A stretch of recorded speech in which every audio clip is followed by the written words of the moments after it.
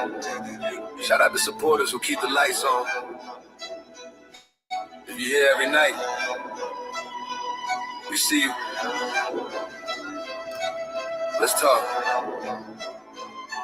Charlie Chan TV. Charlie Chan TV. We out here at Ryan's party, man. This is jumping right now, man. About lit, man. Replay game, we see you. What it do? What it do? DMV, what it do, good brother? Y'all couldn't hear that?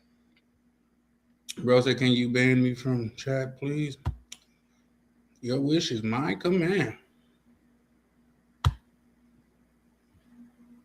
Yes, sir. You don't have to worry about it. But yeah, man, how we feeling?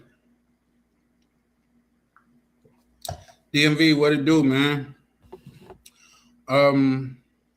Good. I'm gonna have to look back at it, see what's muted, because I added my screen to the stage and I muted it, so you guys won't hear what I was doing in the background. But that's the case. I'm gonna have to look into that. What's up, man? How y'all feeling? Man, I guess that weird shit to catch on that phone shit, man. But yeah, man, tonight is like, man, what's the just off top, I can tell y'all this. This live here is inspired by a question why V asked. YouTube already got them bullshitting with me. But like I said, this live here is inspired by a question why he asked, and he asked, like, what's the end goal? You know what I mean? Like, what is all of this for? You know, and that's what we're gonna be talking about tonight. Like, what is the point of you traveling? You know, so 1 second. It's I mean, it's individualized and things of that nature. Me personally, I don't travel for the same thing that everybody else travel for. And I'm not saying that to say everybody travel for one thing, but I'm saying that to say everybody travel differently. You know what I mean? Once again, try not going to be here tonight too long. I'm getting better at cutting these times down. But yeah, man. Shout out to this thing of ours, man. Right near Misha, Prime, Ryan, DC, DMV. Shout out to you, bro, pulling up. Bro, I think you've been the first to pull up in like the last 2 lives, man. How you feeling, DC? I mean, DMV. My bad, brother. How you feeling, bro? Now, once again, like I say, we're gonna have to cut this one a little bit short because I definitely got to move. Well, I guess I can move my car at any time, but I'm trying to get better at, you know, cutting these things, cutting them off at a decent time, because who's gonna go back and watch a 7-hour live? I got to get to. In fact, if I could get off of this live early tonight, I'll go back and see if I can't start chopping up some of those lives. But I told you I was gonna pull up, man, and I'm here. I'm here. I may not pull up tomorrow, but as of tonight, I'm here. For sure. But if I don't pull up tomorrow, I'll be pulling up Wednesday, man. So, but that's the thing, man. Like I say, let's get on the mindset of like, what is this for, man? Do some of y'all just plan to travel and, you know, like chase box all the rest of your life, or are you planning on that? Shout out to you, DMV. So you plan on moving out there? I'm planning on moving too. Where you moving to? Colombia, the DR, or what, bro? What it do, bro? Mr. Ducuz, the Navigator. Shout out to you, bro. What it do, fam, man? How you feeling, man? Y'all remember, hit that subscribe button, man. Do your boy a solid when you pull in. Hit that subscribe button, man. We're trying to get demonetized the right way.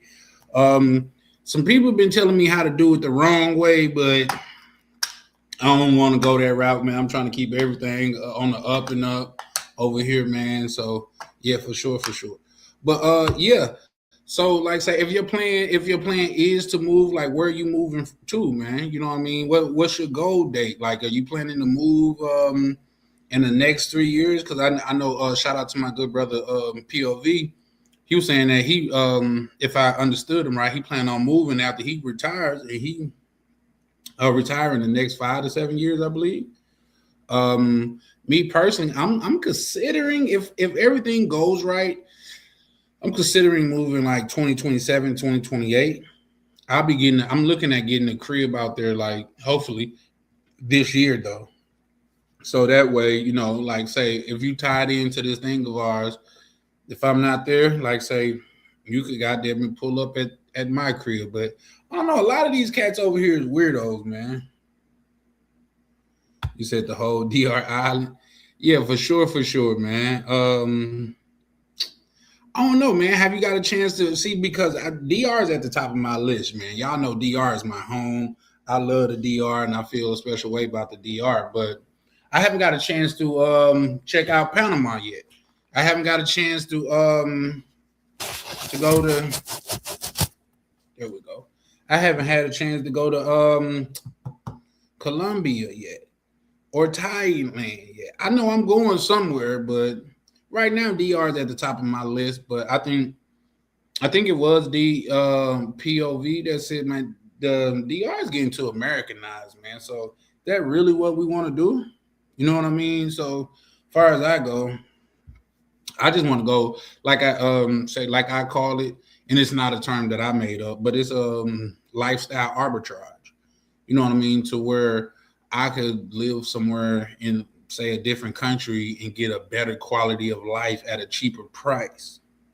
You know what I mean? That's why everything that I'm doing now is pretty much from my computer, so I could do this anywhere in the world.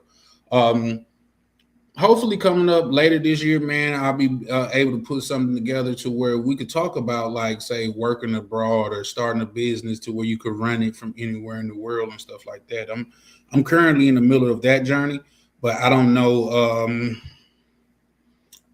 if everybody's interested in that just because like say you come over here because it's a travel channel. So shit. Shout out to Chalupe. He said, I retire next December, but I got to wait about 3 years for the Rugrats to get older. Colombia, not Medellin or Panama, but still. You say so? You saying Colombia, not Medellin or Panama? Okay. You saying you thinking about Colombia, but not Medellin. You say you're not thinking about Panama? But still, yeah, no, believe it or not, man, it's a plethora of places out there to where, I think that at least from what I'm looking for, because I don't know what everybody else is looking for, but from what I'm looking for, it's a plethora of places out there. You know what I mean? In fact, it's some places to where when I go, I'm not even sure I'm going to share. I can share it in the back office with people from this community and stuff, but I don't even want it to get out like that. Just because for some reason when shit gets super popular, it's like start to deteriorate. You know what I mean? It start to go downhill, and I don't want to be the cause of that. Like, let's take Alexa, stop. Let's take Zoom to Thailand for a moment. You know what I mean? I think Zoom to Thailand, he blew up, but the more he blew up, in my opinion, the more Thailand kind of went down because he made it yeah, for sure. What's up, bro? Subscribe. Because he made it so popular to people was going out there people was going out there ruining. Hold on. Shout out to POV. He said Charlie B gatekeeping. You know what, man? Sometimes gatekeeping is required, man. You know what I mean? Like, say, for one, I think K9 bring up a good point. Like, say, if I'm over here sharing jewels and gems, everything that I learned, like people that hate on me could pull up and pick that up. People that doesn't like me could pull up and pick that up. People that doesn't support this community could pull up and pick that up. You know what I mean? So it's some things that gotta be gate kept. But as a lot of brothers have talked to me in the back office, they know, bro. Like, say, I'm an open book. If it's something that I know and you want to know it and you locked in, bro, it's all mine. Like, I mean, the pleasure's all mine. Just like say one of the brothers to where He was like, man, how can I look out on you? This was at the meeting. I was like, bro, you ain't gotta give me shit, man. You know what I mean? Long as you party, long as you locked in, whatever. I know. He said, and this is how you know you rocking with some real ones. He's like, yeah, it's not about that for me too, because you took the time to learn it. So I want to show you my appreciation. Said, oh, that's solid. That's solid. You know what I mean? I'm not built to turn down no money, but that's just solid though. So I'm saying all that to say, if you locked in, bro, you locked in, man. You got me as a compadre. You know what I mean? A cohort. I got you. Shout out to subscribe. He said I had a bad day. You know what? Definitely sorry to hear that you had a bad day, man. But what I do in times like that, first off, one of my things is I've never say I had a bad day. I used to say that a lot, but I never say I have a bad day. I say I had a challenging day. You see what I'm saying? Today was a challenging day. Because I don't want to say like bad. It's like it's almost defeated me. You know what I mean? I don't want to. Today was just more challenging than other days. But also too, what I like to tell people is a lot of time when people like be, and I'm not speaking on your case directly and stuff like that, but a lot of times when people be like sad or have bad days, just because they comparing their life to somebody that they want, or somebody life that they want, or some shit like that, or it could be something that happened. But in the first case, I would say this: instead of comparing your life to somebody that has more than you, and I'm not saying that in any type of way, but compare your life to somebody that have less than you. It's no matter how bad your life is right now, it's people that's on this earth that will trade their life for yours. You know what I mean? So always take into account, and not just that, bro. If you woke up and you had life, and you have life, and then nothing happened to jeopardize your health, man, tomorrow you get another chance to go at it, and that within itself is a blessing, man. That is a blessing.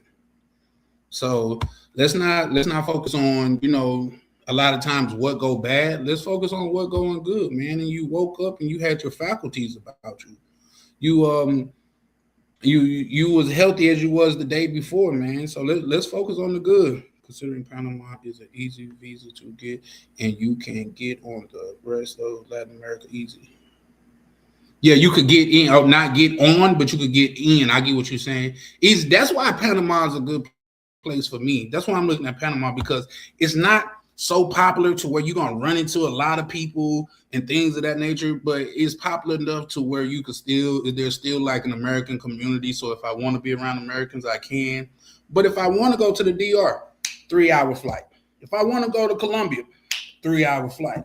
You know what I mean? And the prices is still good. I think Uncle Jay last night, he let a gem slip out. I don't know if y'all was watching Misha. No, I don't know if y'all was watching Ryan's. Either or, go subscribe to both of them, because they both be dropping fire, hot fire, like Dylon. He was like, you can stay at the JW Marriott. They have apartments attached to it, and it's like $1,500 a month. Bro, if I could get a 3-month lease for that, that's gonna be my landing place. That's y'all gonna see how I live off top, because that's where I'll be going. 3 months off top. I pay my 3 months before I even leave. What's that? 4,500. Even if I could get a 6-month lease, I would probably still do it.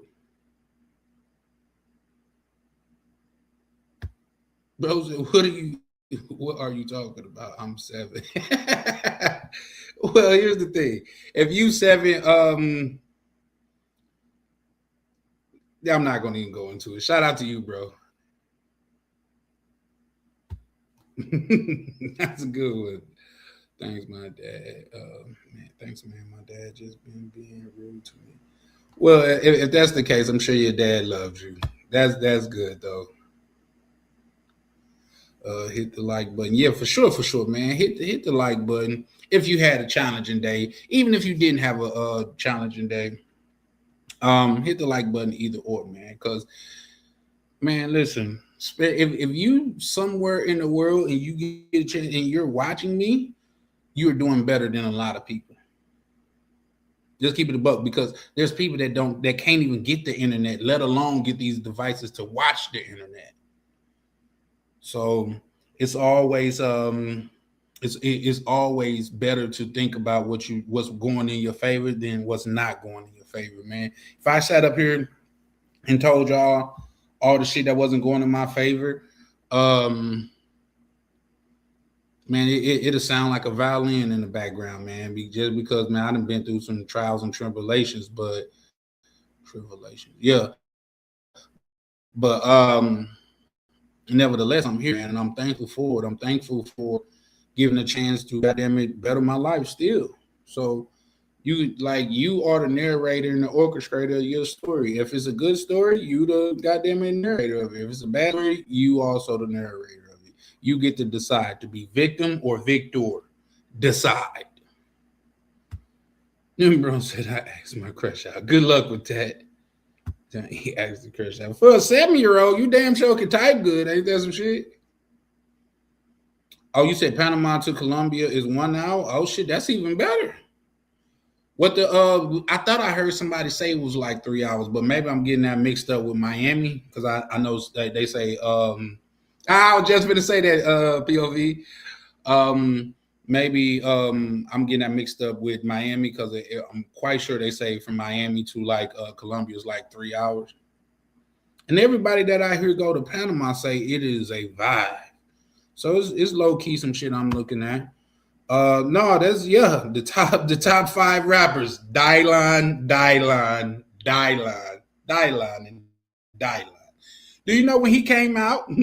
For one, he said he never said that. He said I never said that, which I guess could be the Mandela effect because when I think about it, you think about the Dave Chappelle skit, but he said that skit ruined his life.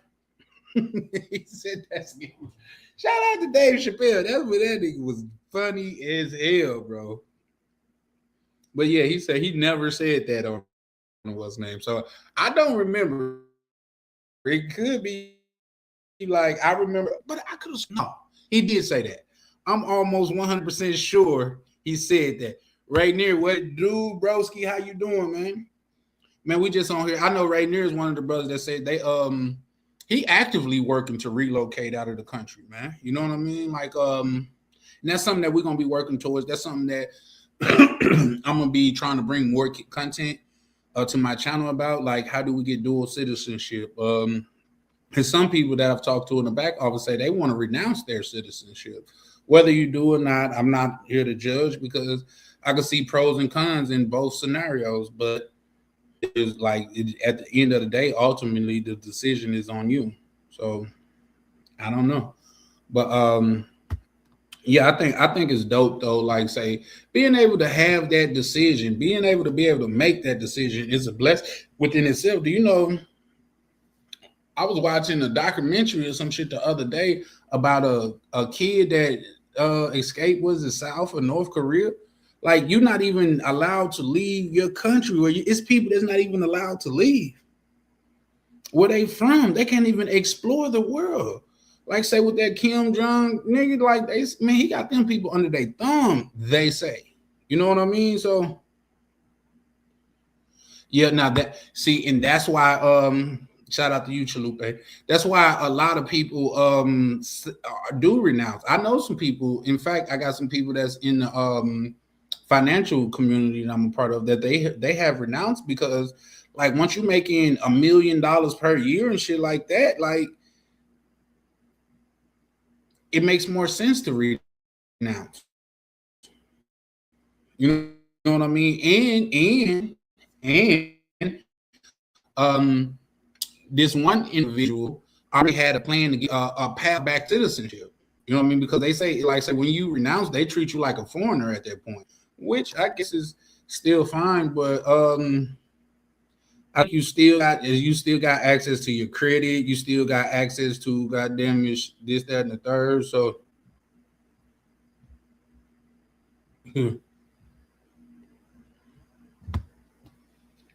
Well, here's the thing: is it Charlie Chan, the man who put the money up for Facebook, renounce his citizenship?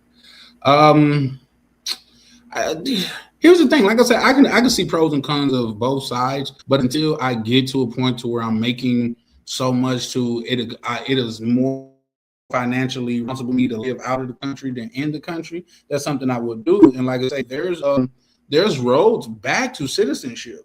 You know what I mean? What if you renounce for 10, 15 years doing your height of your money making shit, and once you make all your money, you become a citizen again? You know what I mean? Where you're not taxed on all the money that you made. Like, I think it was Earl Stado. He said he makes so much money it cost him $3 million. Did he say 3 million? Is it 3 million or 300,000 to just stay in America when he could go to somewhere? I think was it Puerto Rico and pay damn near nothing in taxes. Like for what he is saving taxes, he could live a great life in another country. So why wouldn't you do that? You know what I mean? So shout out to Mo Black. I tell you what.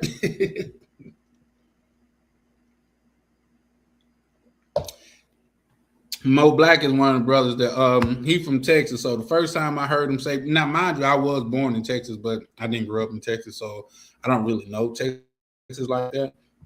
But the first time I heard him say, I tell you what, I damn near goddamn it fell out my chair. Cause y'all know who I heard say that. Like he'll say that shit all the time. You know what I mean? If I tell you what, let me get a John Deere mower and I'll mow the whole thing down for you. But yeah, back to the citizenship and stuff like that. Like, I think it's dope to even have those options. You know what I mean? Like, because it is an option. Do you know, being able to travel in America, like outside of America, they refer to it as a privilege and not a right. Comparing that to, oh, you say you walked out the room. Nah, I was just saying, goddamn about your tell you what. But yeah, they say being able to travel to outside of the country is a privilege and not a right. Now they say to be able to travel freely within the United States is a right, but to be able to travel outside of the country as much as you want and things of that nature, it is a privilege. So understand the difference between a privilege and a right. A right is, well, no, we're not gonna go into that, but yeah, no, like say Panama, I think is dope. I think Colombia is dope. Like these are places I haven't been to yet, but I'm going. I'm working on some. I'm working on some with my dogs, so I know something in my for my dogs like long term within the next 30 to 60 days. You know what I mean? Because I'm supposed to be.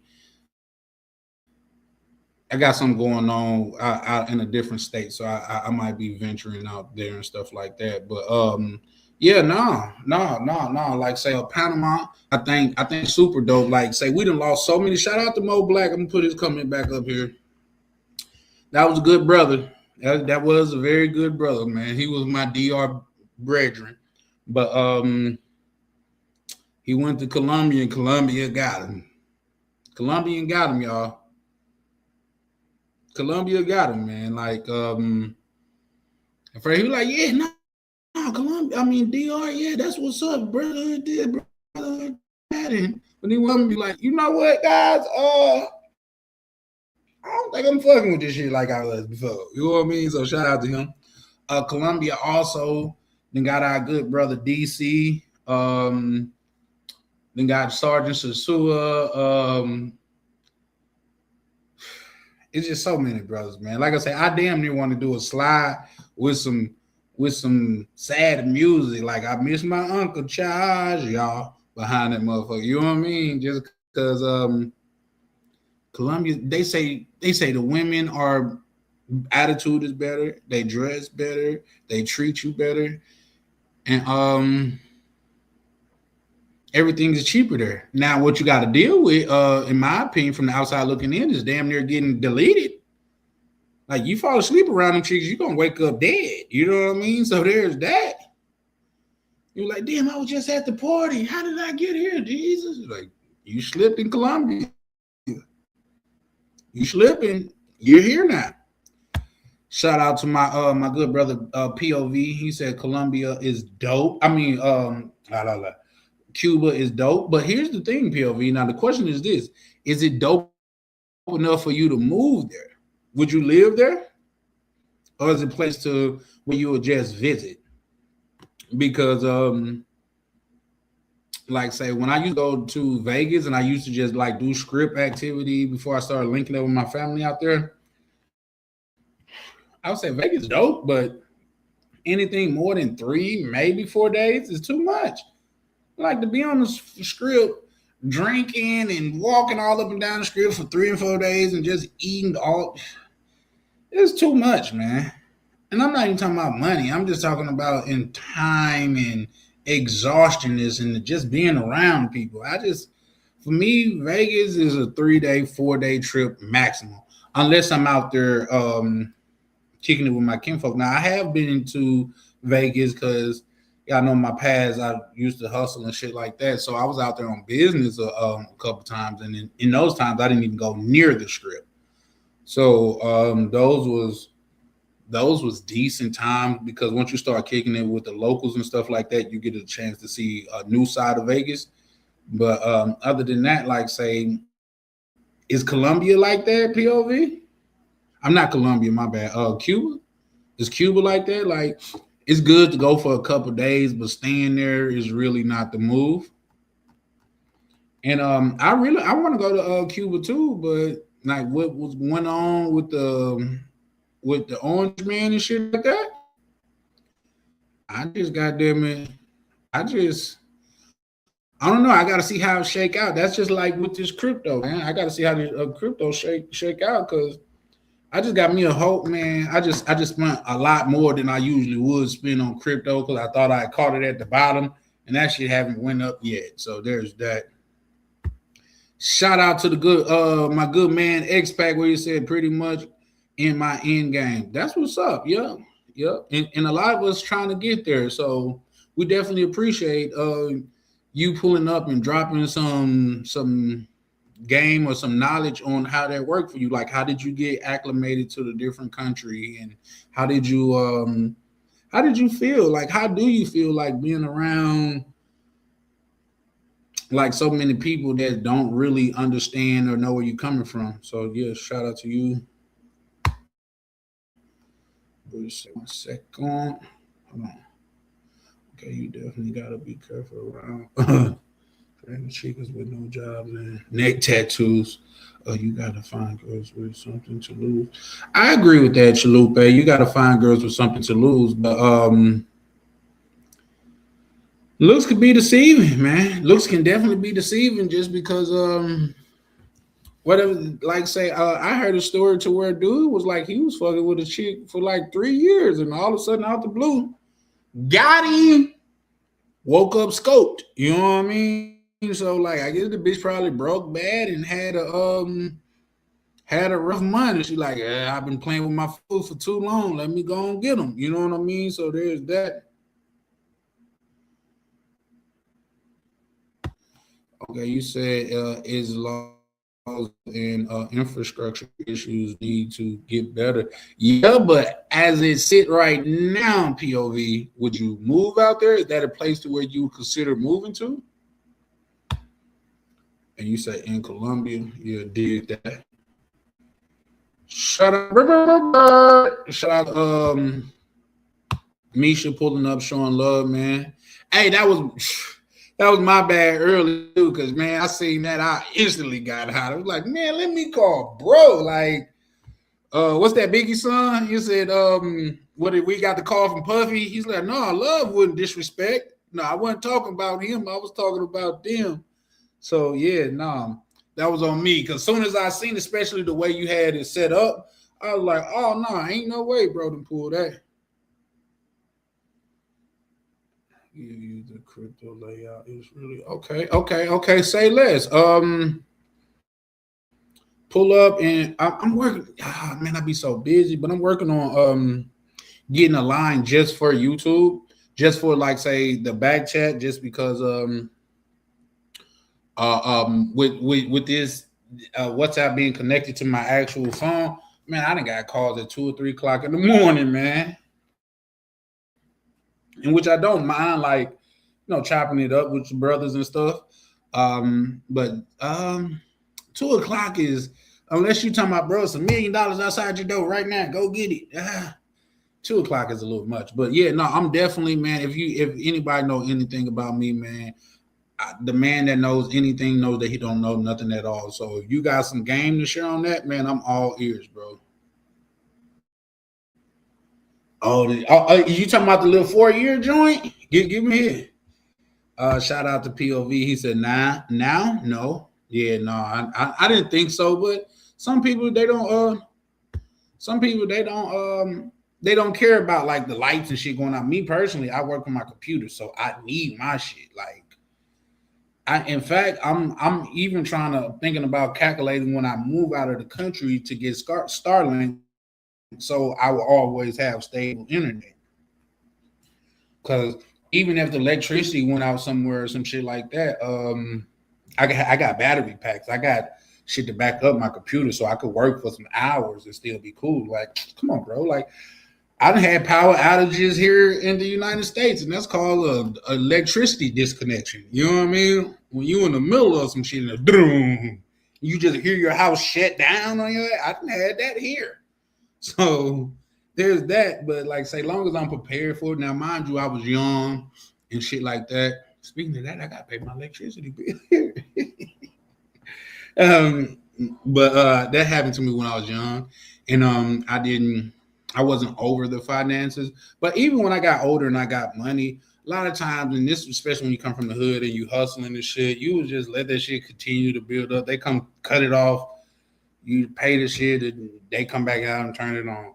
So much so to where I know if you get it paid before, I think it's like 3 o'clock that same day, and this was over 15 years ago that happened. But if you get it paid before 3 o'clock that same day, they'll come out that same day and turn it on. I know some other tricks to where if it's after that time, they'll come out there, but uh, yeah, for sure, more black, but yeah, no, you good. Yeah. No, you just if nothing, if you don't know nothing about me, sis, man, I fucks with my people, man. You know what I mean? Like, if you part of this thing of ours, man, I go to war with you, man. I tell people I won't fight with you, but I mean I won't fight for you, but I'll fight with you. For sure. You gotta defend your name and the nigga lying on your name. I definitely gonna stand on it. You said that's Biggie warning, I think. Yeah. Yeah, I think you talking about the song where it's talking about no love wouldn't disrespect. Yeah. I seen like a white family do like a that I guess it was like a skit and they did it like the whole warning call. And the little girl was like, when she at the end, she like, damn, why they want to stick me for my paper? And got up and just walked off. I thought that was dope. Shout out to Expat. You said, can I speak Thai? Which I can speak Thai, which make things easier to navigate. I enjoy well with it always being cultural differences. The key is adjusting to the culture and I mean the best way you can. Yeah, for sure, for sure. I agree, and I think that's something to be said too. Like, say when people go out the country and they expect for the country to bend to their will instead of them acclimating to the country. I don't. I think those are people that move out of the country and they end up moving back because it's never going to go your way when you're thinking about that. When you think you could go somewhere and you could treat people less than because you're from America or you feel like you have money and shit like that, I think that should be short lived. You know what I mean? So yeah, but no, I think that's dope. Shout out to my good brother, Foreign Skies, man. How you doing, young brother? Good to see you pull up, man. Always appreciate the support. I'm gonna drop the link in a minute, but y'all know I'll be having to go on my little tirade, and then I'm gonna start doing these like just pre-recorded joints too, because people starting to know me for just doing panels and shit like that. And although that's cool because it's better to be known for something than nothing, than not on at all.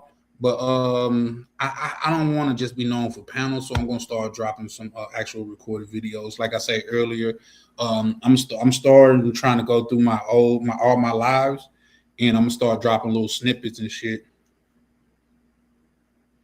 Shout out to Mo Black. He said Cuba went downhill when the USSR fell apart. Elaborate on that, good. Thinking, I'm always down for a good history lesson. You know what I mean? Long as you're speaking factual, I'm down with it because you might say something that'll pique my interest and I'll go look into it. OTO said something the other day too, where it's in my mind, and I'm not gonna. It's gonna always be there until I go look it up.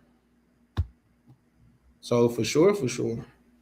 And it's just to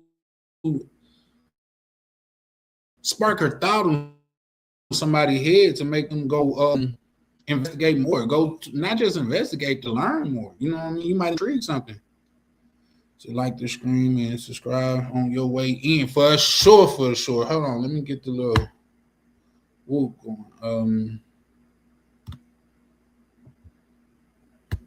For sure, for sure. Shout out to my good brother, Phil Scott.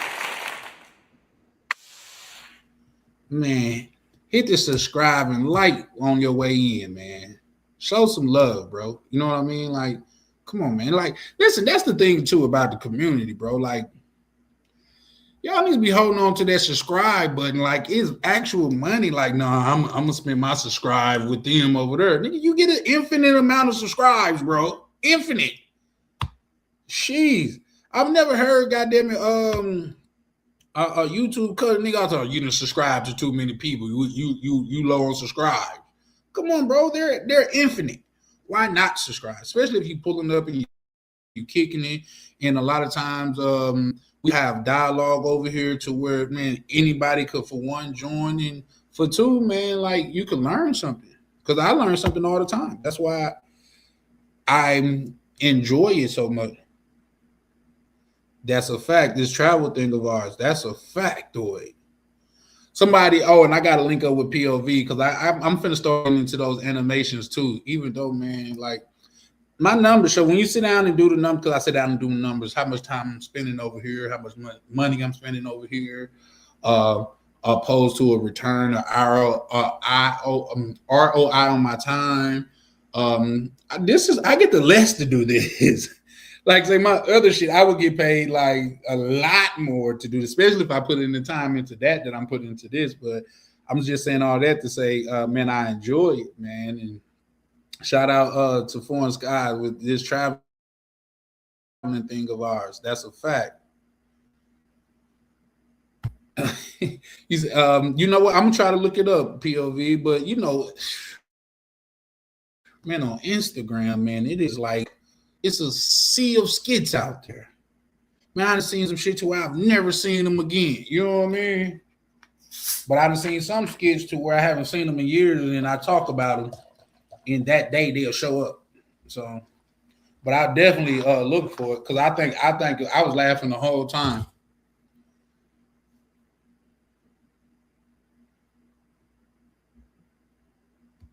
Okay, hold on. Let me see. You said Charlie Chan. Why do Americans have to abide by the country culture, but when those come to America, they don't?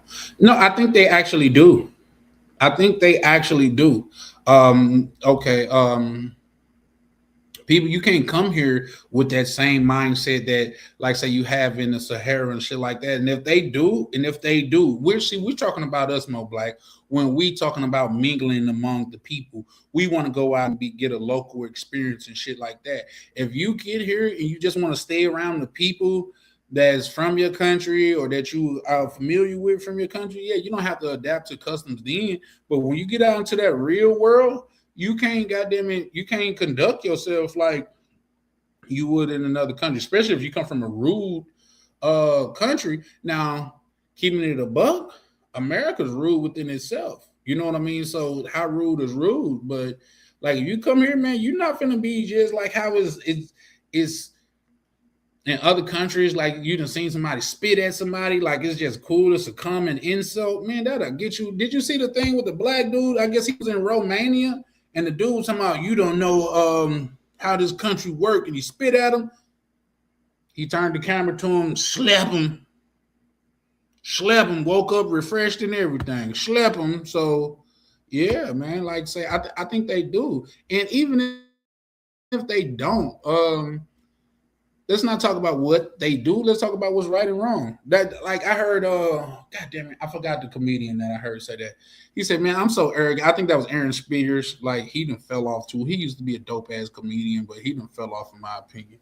But He said, man, I'm so arrogant, man. I be in other people. He said, I be in other countries calling in foreigners. Like these damn foreigners don't know how to drive. Like that's how arrogant we are a lot of times as Americans. So I feel it, but that's generally not the case. And then a lot of times, let's keep it a buck, Mo Black. A lot of time when people come to this country, they feel like as a whole, they could speak down or talk down or treat people of color, specifically black people, some certain type of way because that's par for the course over here. Till you run into that one dude that don't give a fuck and he got hands. Like, is it just me? But people from a lot of places to where if you're not really practicing like physical comeback and shit like that, you more than likely ain't got hands. Like I done heard people say that about a lot of Dominicans. Like for the most part, I'm not saying all of them. I'm not saying all of them because everybody different, but they for the most part, a lot of Dominicans ain't got no hands. I think I heard Flip Flop say that. They ain't got no hands. It's some places it's implied that they got hands. I'll be hard pressed to think them niggas over there in Russia ain't got no hands. Well, they got a strong wrestling background. Like what's that dude Habib? They got him wrestling bears as a young kid and shit. No wonder he like ruled the UFC, like will beat the shit out of people in the UFC. Ooh, like come on, let's be honest. If you got into an argument with somebody from Switzerland, would you be like, oh, they got hands over there? Probably not. Probably not. But it's not a one size fit all because just think about it. MMA come from everywhere. You know what I mean? And like say people that seek that out, like you can obviously get better at it. But yeah, no, I don't think a lot of those places got hands. I'm saying that to say when they come over here and you think you could just have a war of words with people in America, bloop, they hit you in your chin and you go to sleep while you woke. You know what I mean? Yeah, I said that right. You standing up and he didn't put you to sleep. You didn't call him a derogatory name. You just referred to him as a primate. Yeah, I seen it. I seen that not too long ago. It was a dude like he was talking crazy to some people in the in a restaurant as he was walking out. He was going off, and everybody thought it was funny. You know what I mean? He said, "I do this. Fuck you. This, that, and the third." And he said the N word. Oh man, the person that was recording said, "Ooh, slap him." So yeah. Yeah, man. So yeah, no, I just think like in America, like a lot of times you just can't talk that shit. You gotta be willing to walk that shit because somebody gonna try you. That's just like I seen today, who is it, Poetic Flacco, he was putting up some clips of Crip Mac. Like Crip Mac can't fight. He just big. And when you start looking at Crip Mac and start just listening to him, like, oh, okay. Okay. Shout out to him though. He free, man. I got nothing against him, man. Anybody that's out here getting their money and shit like that, I'm with it. I just don't I don't like Adam 22 the way that he exploit people and stuff like that. X-Pac say he wrote a couple songs with AI. Yeah, no, I'm gonna get into that too, bro. I'm gonna get into that too. It's just that I want to get in goddamn damn near everything. I feel like KB was here, he would say pause, but unfortunately, it's just not enough time in a day. You know what I mean? Yeah, for sure. Yeah, for sure, for sure. But yeah, no, I'm trying to get into that. Wasn't it? Foreign Scott says nothing wrong with losing the fight. Charlie Turner is all about defending yourself and taking up for yourself. No, I agree, and I 100% agree. But I could tell you this, as far like say, somebody losing a fight, for lack of a better term, back in the day was more accepted because only people that was there to see it. I mean, only people that seen it was the people that was there to see it. You know what I mean? And a lot of times, like say if you was the basketball court, there would be little to no females around. I can tell you what make it worse nowadays because women are there. Men have big egos. You know what I mean? Secondly, phones. Phones, like you never gonna get to live this down now. Like say, even if you held up, because a lot of times growing up is just like standing your ground, letting me know like you're not the one to be played with. Like, bro, you might get me, but you gonna know I'm in you in the fight every time.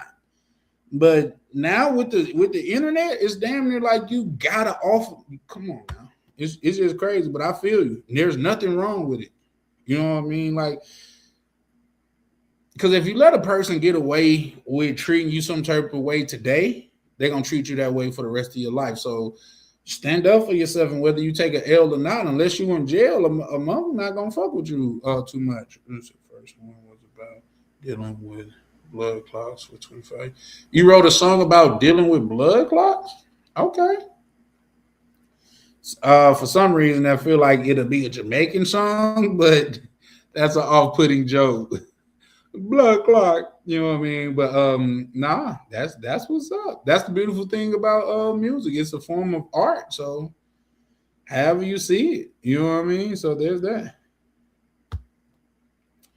As you said, that's a fact. I mean, that's a fact. Too many eyes hurt your pride.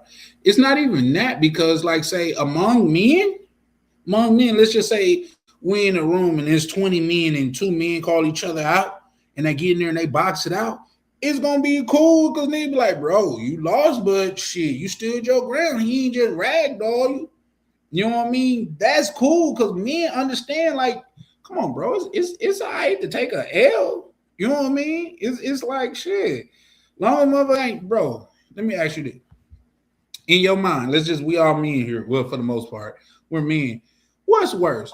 You fighting a person and like y'all scrapping and he just get the best of you. You know what I mean? Or a person just walk up to you, slap you in your face, and just keep eye contact with you, and you don't do nothing. What's worse?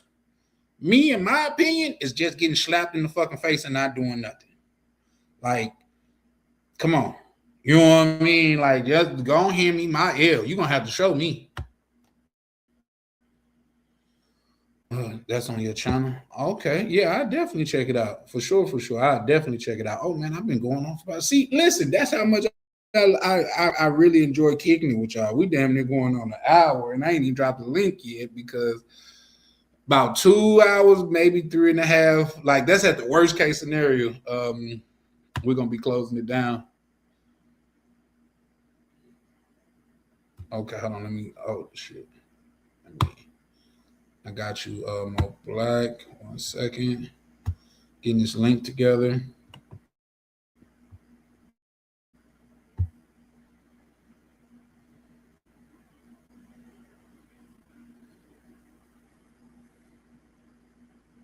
I got you.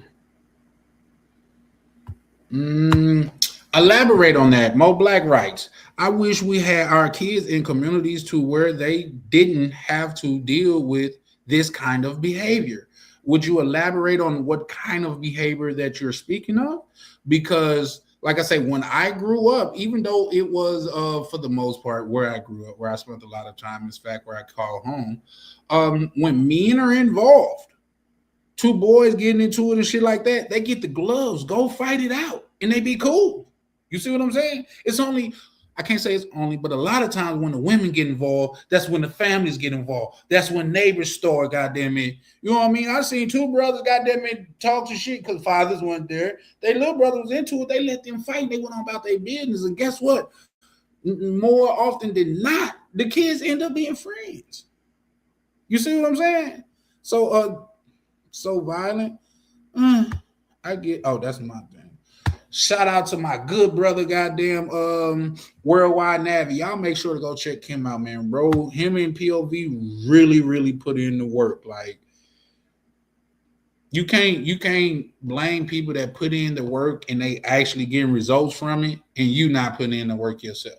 You know what I mean? So I'm saying that to say kudos to him and POV because they really putting in the work. Shout out to my good brother.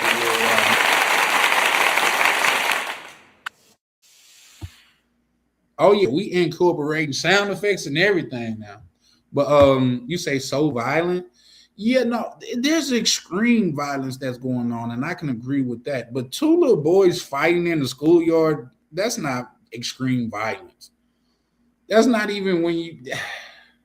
That's you're not even punching. You just he got socked in the mouth or he got socked in the stomach. You know what I mean? Like those are just growing things.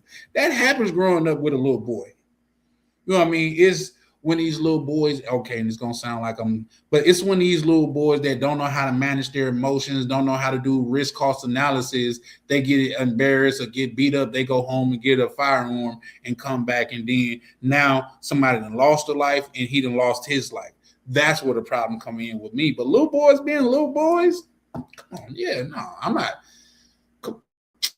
Come on, bro. I think that's a part of why America's so fucking weak now, man, because everything is so offensive. Like, oh, everybody needs a trophy. No, the fuck, everybody don't. How you gonna want to get better if you get a trophy too? The winners get trophies, nigga. The eighth place, you know what you get? You get a ribbon. You get a ribbon that says eighth place on it. Trophies are for winners. But yeah, that's my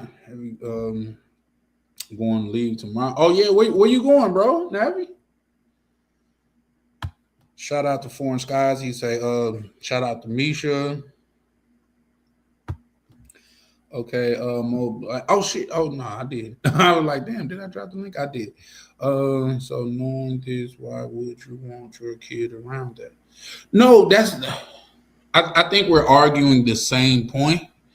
And I get it. You might argue him. No, you could be Batman because a lot of times I root for the bad guy. I'm Joker. You Batman. We're arguing the same point. I said when it goes to that, like say when we have communities where men in there, it generally don't go there. You see what I'm saying? So I don't. Yeah, these low income neighborhoods with a lot of goddamn it. Women is ahead of the household and the rent is $50 and even if it's not, if it's regular, their mother's paying regular rent and she's by herself, she's working all the time, so nobody's there to actually look after the kids are not in after school program. Those are things that we need to rectify. You know what I mean? But as far as little boys being little boys, I'm not in agreement with that, but I feel you. You said it's normal behavior. Well, or what? The little boys fighting? I think it is normal behavior. Little boys fighting and stuff like that is normal behavior. Like if I went to a school and two kindergarten little boys, they got them and one took the other one cookie, and he said, "I'm sad. You took my cookie. Man, get this little soft ass kid out of here. Oh, go get your cookie back." You know what I mean? I know I'm talking about women and shit like that, but how many times I'm like, he hit me? This motherfucker like, hit him back. Come on, that's how life works. Shit. No, turn no other cheeks so they can slap the other one so you just gonna go home with a warm face? No, slap them back. And you said, what's the other kid could do? You can come up and elaborate, Mo Black. I dropped the link. I'm not. Could you hit me? I don't. If you hit, listen. For one, we talking. Okay, listen. Do shit. So I'm saying, don't ever have your kid that kind of behavior. No, see, I don't think you get what I'm saying. If a kid don't learn how to protect themselves by default, they become victims.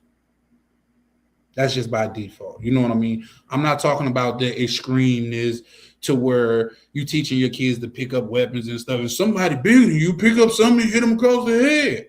No, big niggas get knocked out too. Come on. In fact, the most aggressive people that I've known was the little people. Like my homeboy, they got a what they call it, a short man complex. You know what I mean? Those are some of the most aggressive people that I know. Shout out to my good brother KB. Let me see. Oh shit, I gotta drop the what's. 1 second. KB, what a good brother. What's up, Charlie? How you been? Man, I've been lovely, man. Out here grinding and standing on time. Let me get to this Richard. He said, could you hit me? I don't. No. Like if somebody asked me, could I hit them? No, I can't. Like, listen, Hitting, especially when you become an adult, hitting is just strictly for a strictly purpose. Okay. Hitting is for strictly strict purposes. Like, say, if you make me and you put me in a situation where I have to hit you, it's only under the screen purposes. Like, say, a lot of times just saying words wouldn't be it. I would walk away. You know what I mean? Like, say what you want to say. You put your hands on me. We going there. I'm talking about take you through there, take you through there, because that's what I'm gonna do. I'm gonna take you. I'm gonna try to goddamn introduce your ass to every piece of furniture in our environment. You know what I mean? Personally, hey man, this is a wall. Get to know him. That's what I'm gonna do. But other than that, man, I'm the most peaceful person you want to meet. Um, Hold on. I What's the context for this? No, the context, like say, I was talking about like Mo Black, he my arch nemesis, so he gonna push back on whatever I say. But I was talking about it's not terrible for little boys to fight. Like that's not terrible. Like that just happened. That's a part of life. That's how you know how to stop bullies. That's how you know bullying is a human nature. Yeah, but at the same time, that's how you learn to stand up for yourself. Is the bully then push you one time too fucking far and you be like, you know what? I just rather get my ass whooped than let you just keep on pushing me around. Fuck it, show me what you made of. And that time you unleash that fury and show a motherfucker what you made of as the person that got picked on, your problems are generally over. Bullies only pick on people that it works on. Like you can't chase a nigga that don't run. Thought about that. You can't chase a nigga that don't run. You know what I mean? But KB, I know you're still young. He probably getting bullied now. He's only 12. So what you think about it, KB? I mean, I don't really have an issue with that. I don't think anyone's above an ass whooping. You see what I'm saying? Sometimes, man, it been a motherfucker that said something out of their mouth and they needed to get the shit slapped out of them and they fixed their problem. Now you thinking about the shit that you say. You see what I'm saying? So Yeah, I know what you mean. I think ass whoopings are the great equalizers. You know what I mean? Yeah, you think you funny and you finna talk about a motherfucker? All right. Because some people not gonna just let you talk about them like that. Especially if you're trying to humiliate them in front of females. No. But Mo Black used to be the cookie taker. What'd you say now, KB?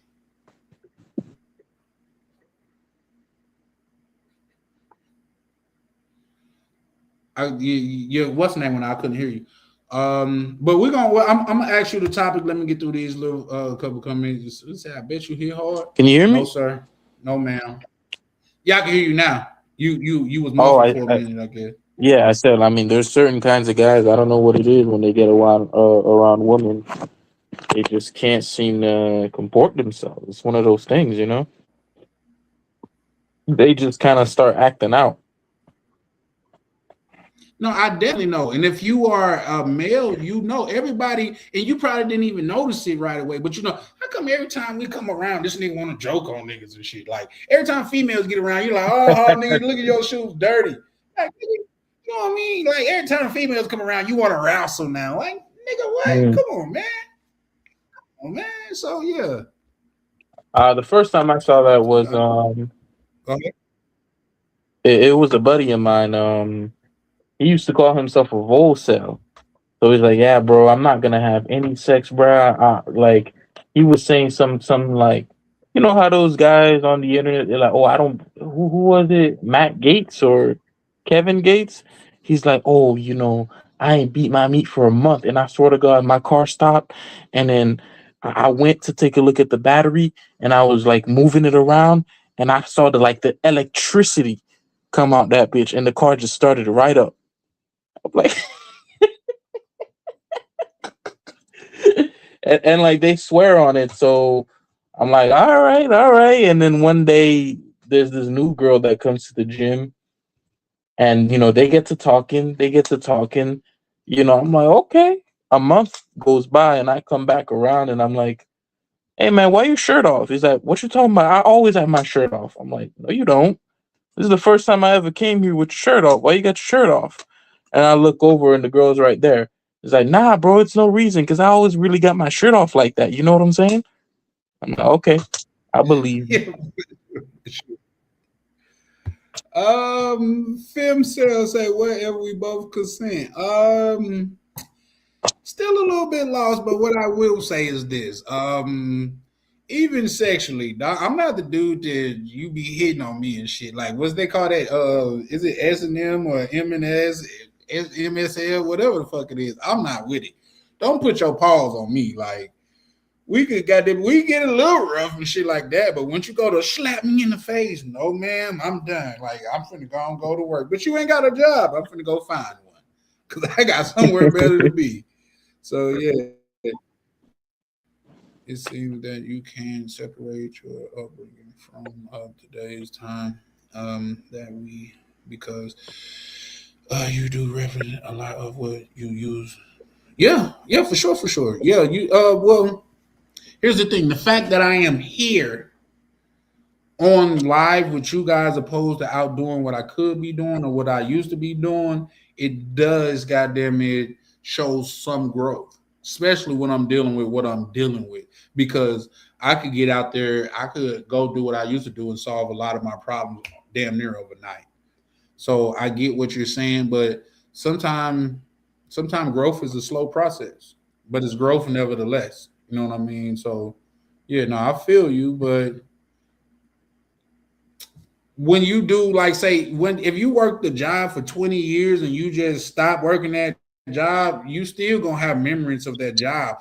The people skills that you learned on that job is still gonna goddamn resonate in the things that you do. So yeah, no. And we talking about Mayweather talking about coming back to boxing See because it's that, still a bro? part of him. You see what I'm saying? Oh, Yeah, I think he is that, bro. If nothing else, we know Mayweather wasn't. He was an idiot savant. You know what I mean? You know what that is, right, KB? I mean, he's a boxing savant, I think but the nigga can't read, so there's that. he's an idiot savant, though. Do you know what an idiot savant is? I can't hear you. No, I didn't say anything. I mean, I wouldn't say he's an idiot savant. He's just a savant, and at what he does, which is boxing. Idiot savant. Okay, let me break that down. Like, say when they talk about, like, say it was one dude to where they used the term idiot savant to where, like, he done read over 10,000 books, and if you started a sentence in either one of those books in that he has ever read, he could recite the rest of the book from that point on. He could tell you what page it was. He could tell you what paragraph it was on and shit like that. But he can't tie your shoe. You know what I mean? Mm, Like you excel extremely in one area, and in one basic area you almost helpless. You know what I mean? hmm So that's what that is, and I'm saying that to say Floyd Mayweather is extremely good at boxing, maybe one of the best boxers to ever live. But when it comes to other aspects in life, it seems to where he's not adequate. You know what I mean? So there's I that. got a little bit of a different opinion, but I want to hear what you have to say.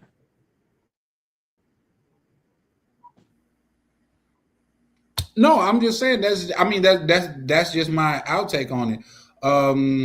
Foreign Sky say it's the strong macho. I'm not no bitch type shit.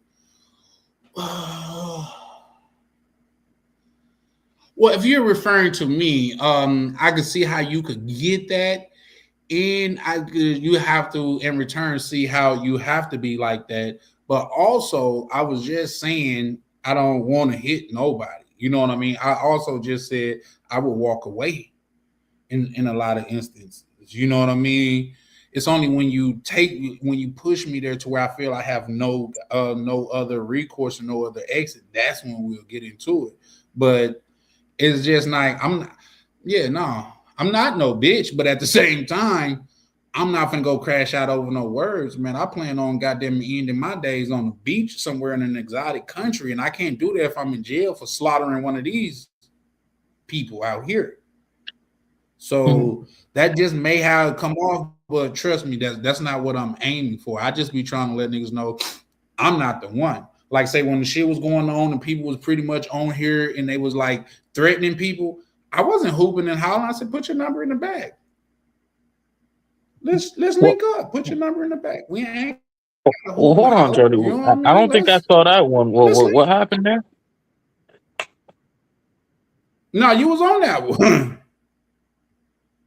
You You, sure? you you was on that one when, like, say it was two people. Yeah, and I don't have no hard feelings against them. We could go back. We could go back and look that up. It'd take a while for me to find it, but we could look that up. And I said that. It's like, But okay. and even Uh, on that very live, Tam was like, did anybody put their number in the back? And I was like, no, no. Oh, I forgot to answer your question. Let me make sure I read this. Make sure you didn't get too disrespectful. Who are you? I always look for Comfort TV. Can you get subscribers from RR? I don't know what RR is. Can the audience buy coffee? Oh, I don't know what RR is, but yeah, you definitely could buy me coffee. I could put uh, um my cash app up. But to answer your question earlier, I didn't mean to skip it or whatever. I just wanted to like reply to other people and it kind of got lost in the shuffle. But the mission over here, man, this is a travel. I mean, this is a channel of men that travel, not even just men, because we have women involved too. But we travel and we share tips and ideas about traveling. Like say everybody, the beautiful thing about the community to me, and as foreign skies so elegantly put it, like this thing of ours, the beautiful thing about that is, like say, we have people from all walks of life over here, like even the gentleman that's sharing the panel with me right now, he's like 12 years old and he's an accountant making very good man. money, and and he Next do year his I'll be thing like a 13. foreign. Right. In foreign skies, he's also a young brother. He's in Chicago, man. And he pull up on the panel a lot of times and he shares a lot of life experience, and hopefully, like say, we get to pour into him and pick up on things. And I myself has picked up from him. So if I could say, my mission is over here is to just cultivate a community to where it's okay for us to talk about our woes and our yays in a safe place. So I hope that cleared that up for you, my good sir. Uh, So like I was saying, I don't, Charlie, hear me out, right? I don't think it's so much Floyd was a savant, because there's a lot of people like that. There are accountants that I've met who, man, I met one guy who he'll be like, oh, I want something a certain shade of color, and then you'll make it a blue or something, and he'll be like, no, no, no, no, you made it a 238 blue. I want a 255 blue, and he can just recognize that with his naked eye, right? I think what it is with it's not so much that it's because he's this savant or something. It's because that's just how athletes are.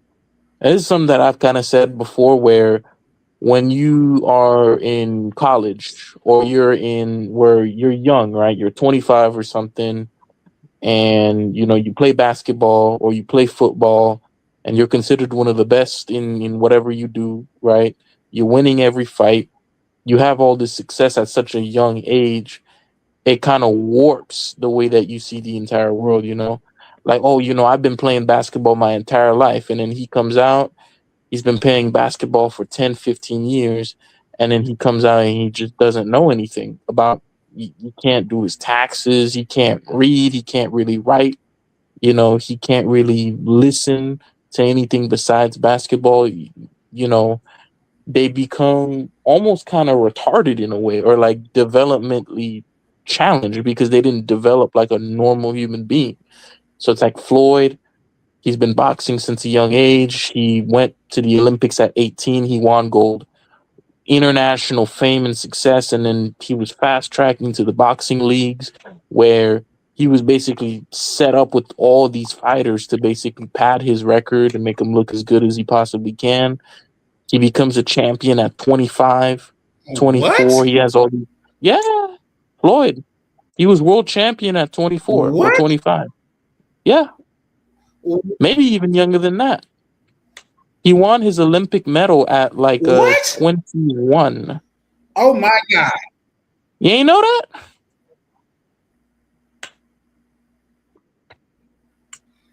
You ain't know that?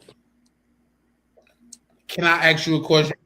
Can I ask you a question before we proceed in this Yeah, yeah, subject of matter? yeah, Do you know the difference between Money Mayweather and Pretty Boy Floyd? yeah, yeah. Money I'm Mayweather not came after paused. Pretty I'm Boy. just waiting. What's the difference between the two? I think Pretty Boy was he, as he explained to him, he was just going in trying to knock people out, get that glamour. But I think he changed it up when he broke his hand or something, and then he became Money Mayweather after that. After he It's became close champion. enough. For me. It's close enough for me to entertain that. But real quick, let me get to these. What's the names? Shout out to Foreign Skies. He said, no, Charlie Chan. I'm saying that having something to prove it just hit different from your era versus this one. I get what you're saying. Yo, yo, yo, shout out to my brethren, Ryan from Vacation Time with Ryan. Shout out to you, bro. How you doing, man? How you doing? Shout out to you. Let's get back to it. I see you in the back right there. I'm gonna pull you up shortly. Let me run through these right fast. Shout out to Vacation Time with Ryan. Hey, Ryan being seen at a lot of these. Like first, somebody spotted him at a buffet. Then somebody spotted him at McDonald's. I think somebody texted me and said they seen him at Arby's, and I know my boy down bad. If he had Arby's, like who eats Arby's? That's crazy. But yeah, he in the POV. nastiest restaurants. Not POV. Right. Hold on. Shout out to hey, X Pack. Let me goddamn give him an applause, man. Shout out X Pack. How you doing? How you Would you doing, X say Pack? I'm doing good? What did you say a song about blood cuts reminds you of? Bud cuts. Jamaicans. Just for the blood clot. You know what I mean? Oh, But blood yeah, nah, that's clots. what's up. It's basically Yeah, the for sure, song. for sure. The way that it's structured. It's like you're fighting against the Grim Reaper, battles in the ring, Okay. and it has a little bit of faith mixed into it. Because I believe in a creator. I'm just not exactly sure who that is through my research. But that's what it is. It's 4 minutes and 9 seconds long. Then I created another one. Okay. Well, yeah, I definitely check it out. Then another one I created was Find Your Light, and then wow, a long night, something like that.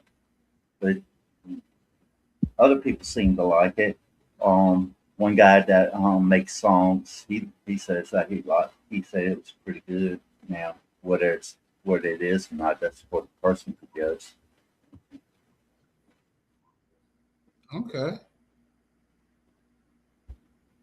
Okay. He just spends time. Shout out to the big homie YV said Floyd is smart. He absolutely, I mean, yeah, he can absolutely read. He just has a speech impediment. I don't think so. But either or, man, listen, first of all, let's do this. Let's do this. Shout out to you, YV. I'm glad you pointed that out. Just because people think like intelligence equate to financial stability, and it don't. Um, it wasn't Abraham Lincoln. It was Henry Ford. Henry Ford. They had called him an idiot in the newspaper, and he was suing them. And they was asking him all of these questions for him to prove that he's not an idiot. And he was like, and you guys can look this up because I'm sure this is famous and shit like that. He was like, why do I need to know that when I could press one button? I could have top person in that field come answer that question for me. You see what I'm saying? So, Hold on now, Travis. reveling with Come this. on. I mean, we're not talking about like no, okay, maybe Ford didn't know everything that there is to know about accounting or law or any of these different complicated businesses, but we're talking about his ability to read. It's so fundamental. Like we're talking about, I don't think the man even finished high school. You No, he know, didn't. He didn't. So I'm saying like But two no, things can I'm be saying true. that Like to say he can. Yeah, exactly. I'm saying he cannot know how to read and still be extremely rich. Oh no, no one's saying That was my point that of saying he that. can't. You know, likewise you can be extremely successful but not very intelligent. Those two things can be true, like Forrest Gump, or you know, some other example. He, who else? There was another person. There's R. Kelly too. R. Kelly too. He couldn't read, but extremely successful musician. You know, minus all the other things he did. it's many different types of success and wealth in the I world. didn't know that about Make a good topic to talk He about. couldn't read. Oh yeah, he couldn't read. He was dyslexic and he had trouble reading. He had the musical ability from a very young age. He just couldn't read. So it happens, you know. A genius in one thing and can't do other basic things. Okay. Hey, real quick, KB, can you hear Expat? Yeah, I can hear him now. Oh, okay. Shout out to Stay High. Salute, good brother. How you doing? Ryan and things of that nature. But just real quick, just to close out this Floyd Mayweather thing with you, because bro, you was like 3 when Floyd Mayweather was actually fighting. Come on, let's be honest. But what I will say is this: back when Floyd was Pretty Boy Floyd, he was fighting everybody. Like that's when he fought the Miguel Cottos. That's when he fought, goddamn it, De La Hoya. That's when he fought, goddamn it, who the orange haired Mexican nigga, Canelo Alvarez. That's when he was the beast. When he became Money Mayweather, that's when he was fighting for money. You know what I mean? He wanted to. Then he was padding his shit. But as far as him just taking a lot of fights to pad his record, no. Floyd Mayweather was a beast back then. He was really goddamn. He fought Sugar Shane Mosley. He fought. I think wasn't Madonna that knocked his tooth out that still wears tooth to this day. Come on, man. That was the money era, though. That was after he became a champion. The Madonna fights. I'm okay. Go ahead. My bad. No, that's all I was gonna say. I don't watch much. I very seldom ever watch sports. Well, I'm not a big like say football or basketball guy or something like that. I generally like one-on-one sports. Sports can't blame. Somebody got to take the blame. Like you can't blame it. It was the quarterback. It was the line. It was the shooting guard. It was the point guard. No, mano y mano. 2 men get in. One gonna lose. One gonna win. That's just it. You know what I mean? That's why I take a liking to combat sports. But Well, thank you. I wonder because nothing in your about break a leg. What? You have when to I was elaborate young, on that, Doc. But go ahead. when I was younger, I watched sports. A lot of players, boxers, fighters, different sports. They play for the love of the game. You see them get out there and they put their all out there. Now it's become a business where it makes money. I forgot. I think his name was Deion Sanders, the quarterback. He was so afraid of getting hurt. Instead of trying to get tackled, he'll go down on his knee. It was crazy. That's when I probably stopped watching sports. Now, if it's something, No, I don't. if it's If you something talk about that's, Sanders that I know, my bad. Go ahead. I think he played for the San Francisco My 49ers. bad. Go ahead. Expect. I couldn't hear you. Go ahead. I believe he's the played No, for with Deion Sanders these, was a running back though. yeah, for the San Francisco 49ers at one time, I believe. It's been many years since then. I don't watch much sports. If I watch something, it's something that's been hyped up. I find interesting, and a lot of it's got to do with MMA fighting and stuff like that, or good boxing matches. Mm. But other than that, I don't really watch them. But if somebody wants Real to quick, watch man. them, Shout out. oh, that's nice. SO to YB for the $100 cash out. Dang. That's a fact. Appreciate your X-Pac. Yeah, now for some reason, my computer was slowing down, and I could tell because at first I thought it was your computer, but I was starting to get that little time winding thing. So it definitely was my computer. But shout out to you, YV man, for the $100 super chat, man. You know it's always appreciated over here. I put that up, YV. Well, I know how you feel, so you don't have to, But I had put that up because Dot had asked me could he buy me a coffee. So I just put that up for that. But bro, it's always appreciated, man. You send $1, man, it's appreciated, so it's always that. Dion was a cornerback. Oh shit, look at that. I didn't listen. My bad. Listen. Hey, I don't know. POV said Dion was a cornerback of 49ers, Dallas, and Atlanta Falcons. So shout out to you, X-Pac. I didn't know that. I just remember him with the Cowboys. I just remember them with the 49ers. But okay. But we was talking. I thought we was talking about what's your end game, what's your grand finale, what's your end game. Go ahead. Oh, you want me to go ahead first? No. Originally, we were talking about not just Mayweather, but athletes in general and how they've become developmentally impaired because of how they make their money. Very big success early on, and after that, you get so much wealth, power, and influence, and people kind of catering to you that you don't ever really get to live a normal life with regular people. Yeah, but with a lot of sports, even take wrestling for example, they might kind of fake it, but real injuries do happen there, and every now and then they get angry at each other and they hit each other for real. But people just with any sports or entertainment when it calls with physical activity, it's always the risk of injury. And some of them have a lot of brain damage. Look at Muhammad Ali, for example.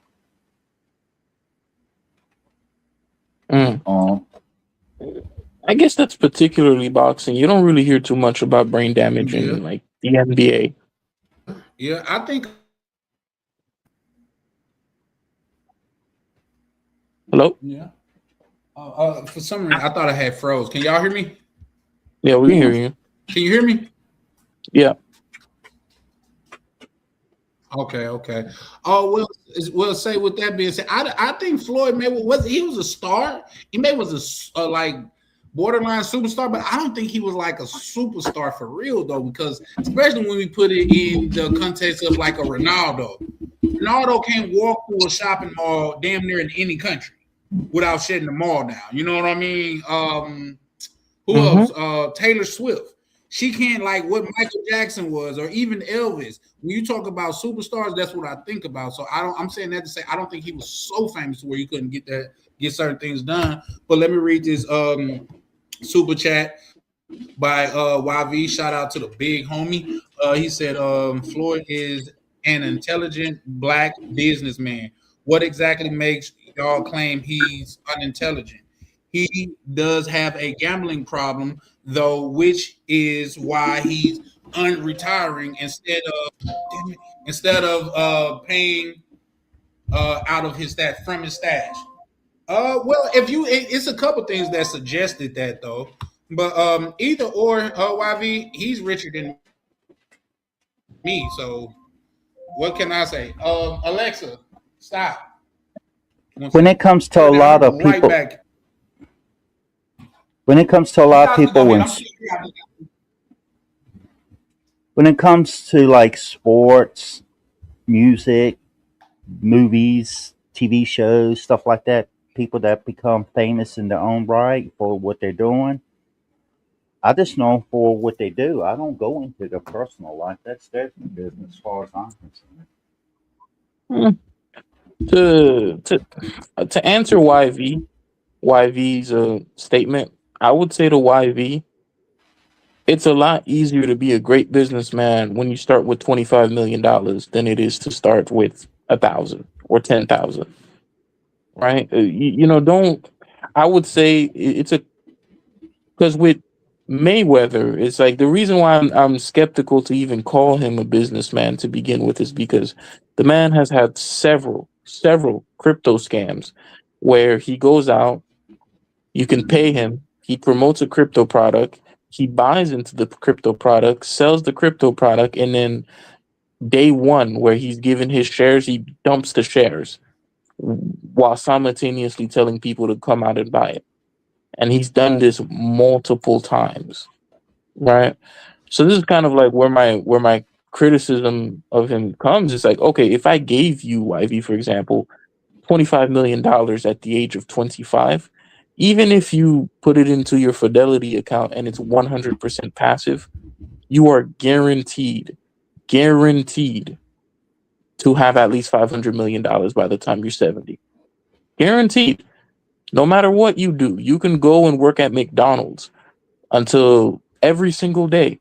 You can live on sustenance, and at the end, you are guaranteed to have at least $500 million. And it's not because you're that much of a great business person or you're that much more intelligent than anybody else, right? It's just that when you have that kind of money, it gives you power and access that regular people just cannot get. And once you have a passive investment account in the S&P or whichever, and you're collecting, say, 10% interest on your money per year, that's an additional $2.5 million a year without even touching the principal. So the money rolls in if you're already starting at a high point. So for someone like Mayweather, who, maybe he gets paid $10 million for a fight, $5 million for a fight, $1 million a year for an endorsement, $2 million a year for another endorsement, and you couple that money, and he's got a good financial advisor who tells him what to do, you're pretty much guaranteed to be very financially well off, even if you don't know anything. Even if you don't know anything. Um, yeah, Well, but go ahead. what fight was that? Was Well, that the Pacquiao fight where he said he made $300 million off of that fight? Yeah, yeah. And I would, So the fact that he and have to to, unretire, I think that go ahead. what I was getting ready to say, Go ahead. I don't know. I don't know for sure if Mayweather whether is intelligent or not. The thing is, all we can say he earned money through his boxing career, through his talents, and if he turned that into business or felt, who am I to judge? I'm gonna say good for him. I'm not gonna sit there and say, oh, he had this, that. Everybody has different gifts, different weaknesses, different strengths in how they go through life. So even if he is unintelligent, I don't look down on him. I'd see him as a successful person. Hmm. Even so, what if you knew the person that you're seeing as successful, he scammed a few people? Would that change how you view them? No, because I don't get in people's personal lives. If it's something that, Hold on, I'm saying he scammed a few people. then they should go through the court of law. However that turns out. And that's fair. I couldn't agree with something like that because there's a lot of there's a lot of things that you can do that's not illegal, right? But it's scams. Scam is not illegal if it possibly takes money from somebody. Oh, yeah, okay. So let's say, for example, right? I come over to you and I say, POV traveler, I got a great investment for you. I think this is a good idea. Here's the information. You know me. I'm trustworthy, or I wouldn't put my money in something stupid. So you come in and you invest with me, but deep down inside, I know that as soon as you invest, I'm just gonna dump the shares and take the money, and I'm gonna leave you holding the bag. That's not illegal to do, at least in the crypto space. That's not illegal to do in the crypto space. In the stock market, it is illegal, but in the crypto space, it's not illegal.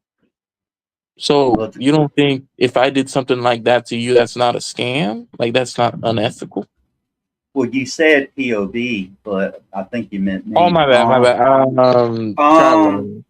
First of all, I don't deal in crypto. Don't need to deal in crypto. Never had a use for crypto, Bitcoin, or any of that. I'm already fully established, and I'm based in cash. I have I sold my landscaping business, had property rentals back home. If something goes wrong with that, I have rice fields and other avenues here in Thailand that I can fall back on. I have, if I lost every form of income, I have more. I have more, probably more than enough money to live the rest of my life at turning 54 this year. So Well, I wouldn't. I don't have no need to invest in that. okay, but I think you kind of understood. It's not a matter whether you would do it or you would or wouldn't do it. It's more like it's the actions of this person. You get what I'm saying? All right, you Like talking about? we have to look at the actions of this person and be like, okay, is this what a businessman is now? Someone who takes advantage of the community? He's talking about through crypto though. First of all, if you came up with me with the idea and I was interested, I'm going to do my own research and find out about it. Then I might get back to you if I'm interested. I'll know the risks that are involved, including somebody being able to scam you. I just don't blindly take somebody's word at face value. I don't take nobody's word, including my own, and I say that for me too. If somebody says anything, takes time to research and make sure they're telling you the truth. Just don't assume that they're being truthful to you. It saved me over the years. It saved me from getting scammed. Just chime in on this, And Charlie. that, What do ladies you and think, Charlie? gentlemen, Hmm? well, I think that was just a factoid. Like, say anybody that okay, I get what you're saying, KB, but let's do this. Let's look at it All from right. this. That's how a lot of wealth, or not even wealth, that's how, a lot of wealth has been generated. People that know is taking advantage of people that don't know. You see what I'm saying? Because those Well, people are taking people at their word opposed to going out there doing their own research. Do you know how many, goddamn it, they've been doing that? They call them snake oil salesmen.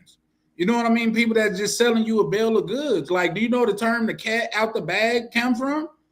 It's like they used to sell like pigs in bags or some shit like that. But then, like, say, when unsavory business people or people that were scamming, they would put a cat in the bag, and people wouldn't know until they got to the house. That's the term. The cat is out the bag. The jig is up. They know.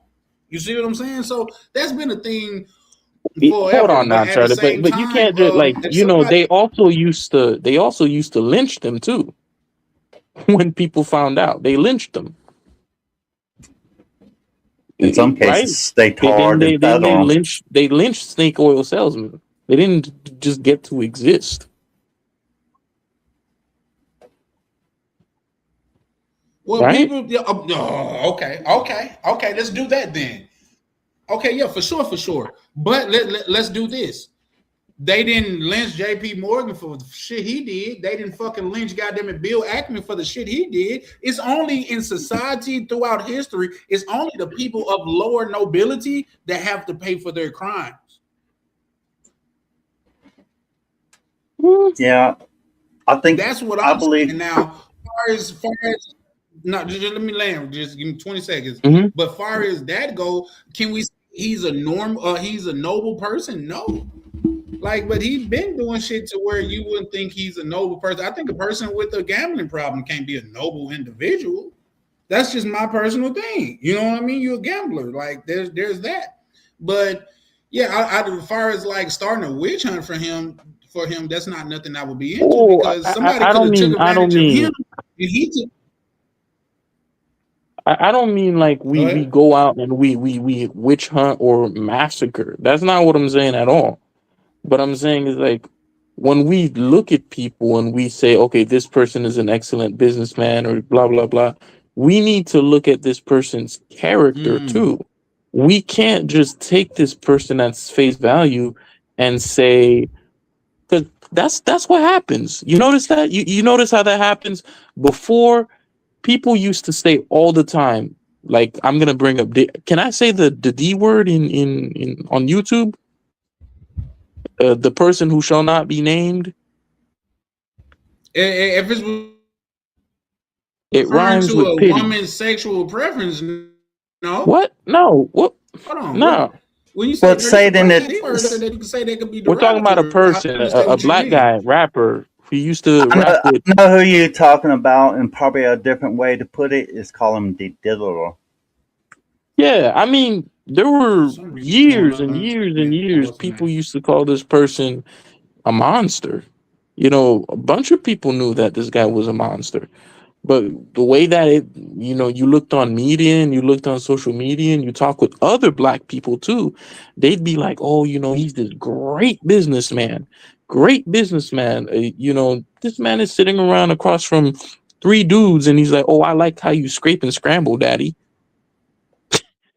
you know? Well, And now when he kind of gets outed and now the jig is Oh, up I and know who he's you going to talking about. prison, like Yeah. we're just gonna be like, oh well, But maybe he wasn't as good as a businessman as we thought. Like, turns out the whole Ciroc thing. Oh, it turns out the guy was a predator. Oh, I mean, turns out he was a kind of a bad person, and we stop defending him. But like, that's only when he falls from grace. But like, when the actions are exposed, it's like we just sit and we're like, oh, that's fine. You see what I'm saying? yeah, but I see what you're trying to get at, though. I feel like there's a two-tier legal system, one for the rich and powerful, and for the average Joes like us.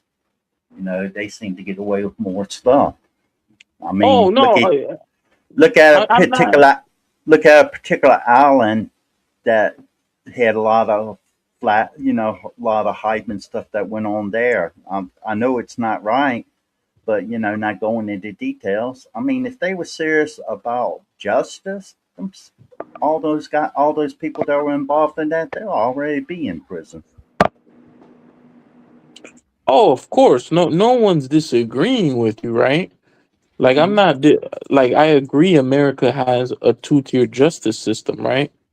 No one's Yeah, disagreeing with any of that. But we also, before we come in and we call someone a good businessman, we got to look at this person's track record and character too, right?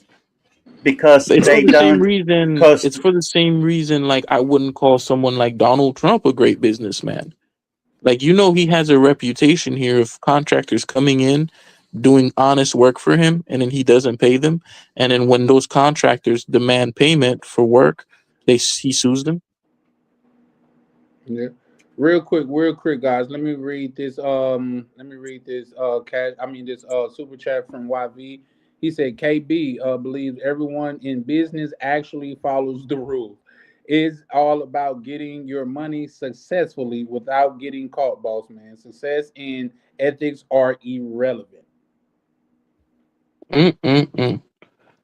I mean, See, he has a point there. Just think I, about all the I, I mean, people. I know, like I know what I know. I don't disagree with what he's saying. Like I actually agree with it in a way, and that's probably why I've like changed my sentiment over the years too. But at the same time, I always kind of say it's like, okay, the reason why you see, and this is my thinking of it. So there's I'm from Haiti, but there used to be a story there, right? And there used to be a guy there, right? And what he used to do is he would hire contractors for jobs, right? So he would hire somebody and someone would take a loan out, or they'd hire a bunch of people and they'd come out and do some flooring jobs, painting jobs, foundation work. These people would do an honest job, and then the businessman there, the person, I think he was Chilean, they he promised to pay them, and then when payment came and the person's like, hey, we the work's done, can you pay us? He refused. You know, one day he got dragged out of his taxi and almost beaten to death. Like, I'm not saying that we have to get to the point where we drag people out of taxis and almost beat them to death.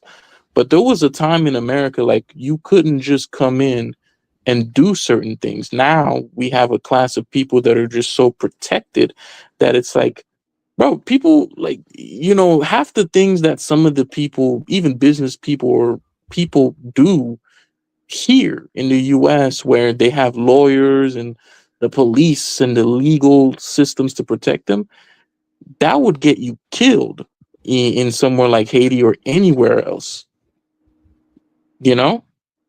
Yeah, So it's like, I'm not saying that we as Americans, we need to go out and do that, but it's like, we got to recognize a predator for a predator. We can't just wait until it gets on the news like a P. Diddy or Weinstein or Elizabeth Holmes or any of these people. And then we're like, oh, okay, I guess he wasn't a good businessman. Don't allow them to come in and launder their reputation towards you.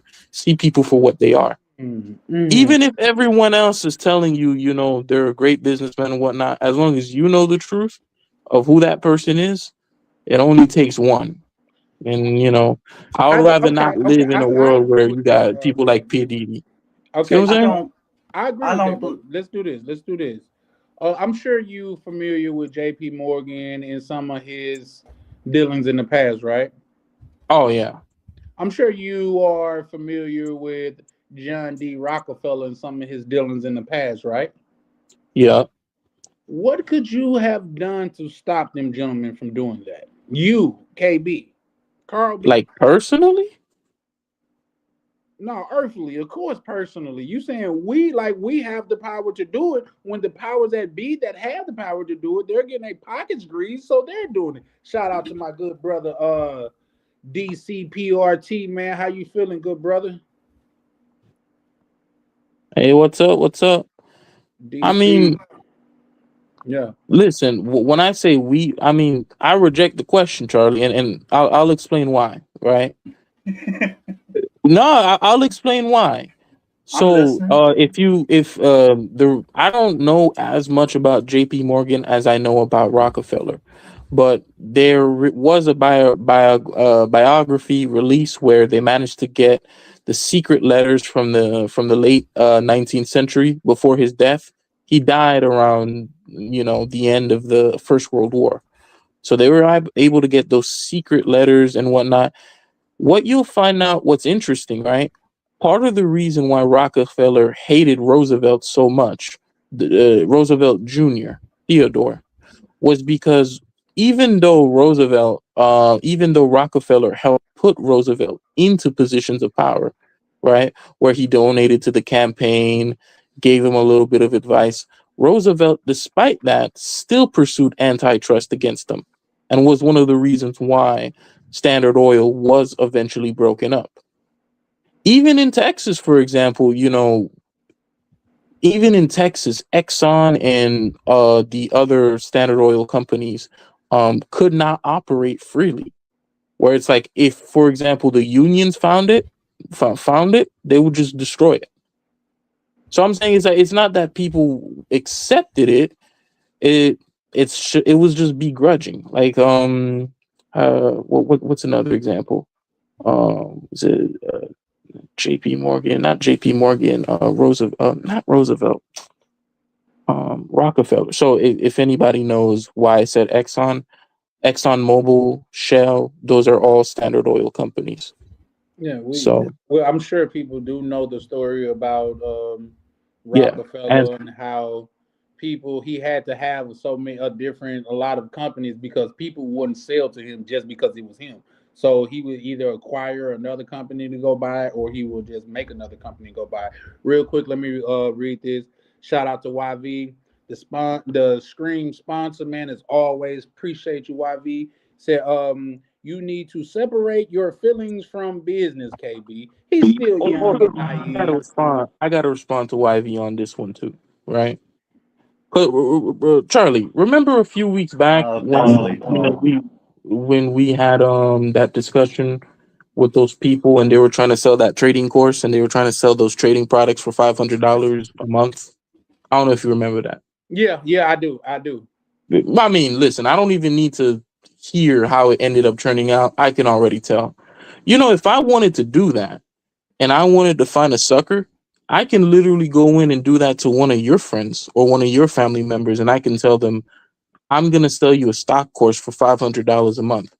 Me personally, I know that I would be doing wrong by you by doing it, but it would give me $6,000 a year from you.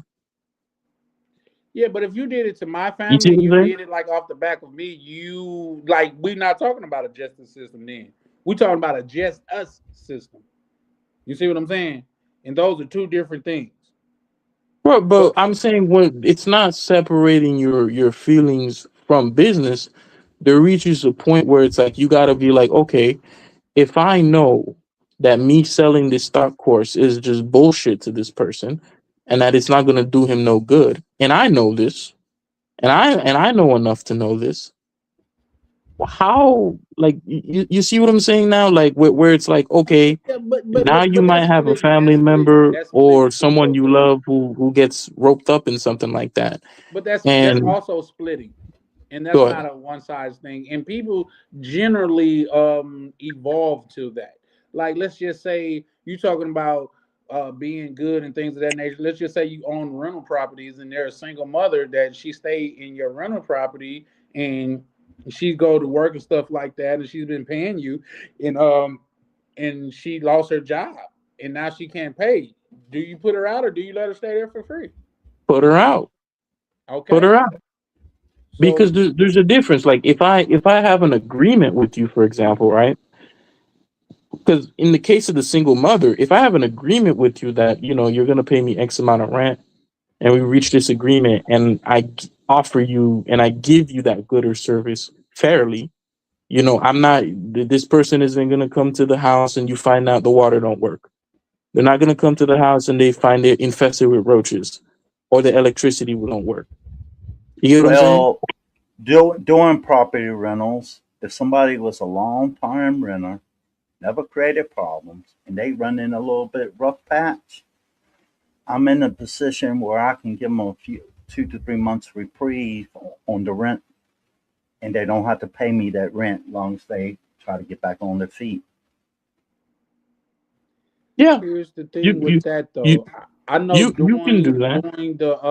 the sea area pandemic and stuff like that, it was a lot of people to where a dude was like, "There's a couple tenants that I want to look out on, but it's legally, I mean, is literally illegal because you cannot show one tenant favor and not the other one. If you do something for one, you got to do it for the others." You know what I mean? Otherwise, there's it's some legal mumbo jumbo behind it. But shout out to my brother DC. He said he was just pulling up, showing love. It's appreciated as always, bro. You know I appreciate you. Yeah, Mhm. I agree with you, Charlie. No argument there. So, but by KB standard, you should have been put in jail for looking out on somebody. No, oh, no, that's not what I mean is there's a difference between you want to look out on for somebody, or you don't think that this single mother should be here, so you're trying to say, hey, if you don't pay you got to get out. There's a difference between that and just coming in, telling someone it's a good investment idea, knowing that you're going to rug pull them and take the money and run. You get what I'm saying? One's a scam. The other one, you can be like, okay, if I'm providing service, I expect something in return. So I'm Well, saying, like, we can't just sit here and be like, this person is a good businessman when really he's just doing fraud. Well, all of his business wasn't fraud, and you would be doing you would that'll be a great disjustice for you to dress it up as that. He a lot of his money that he made was hard fought for, literally.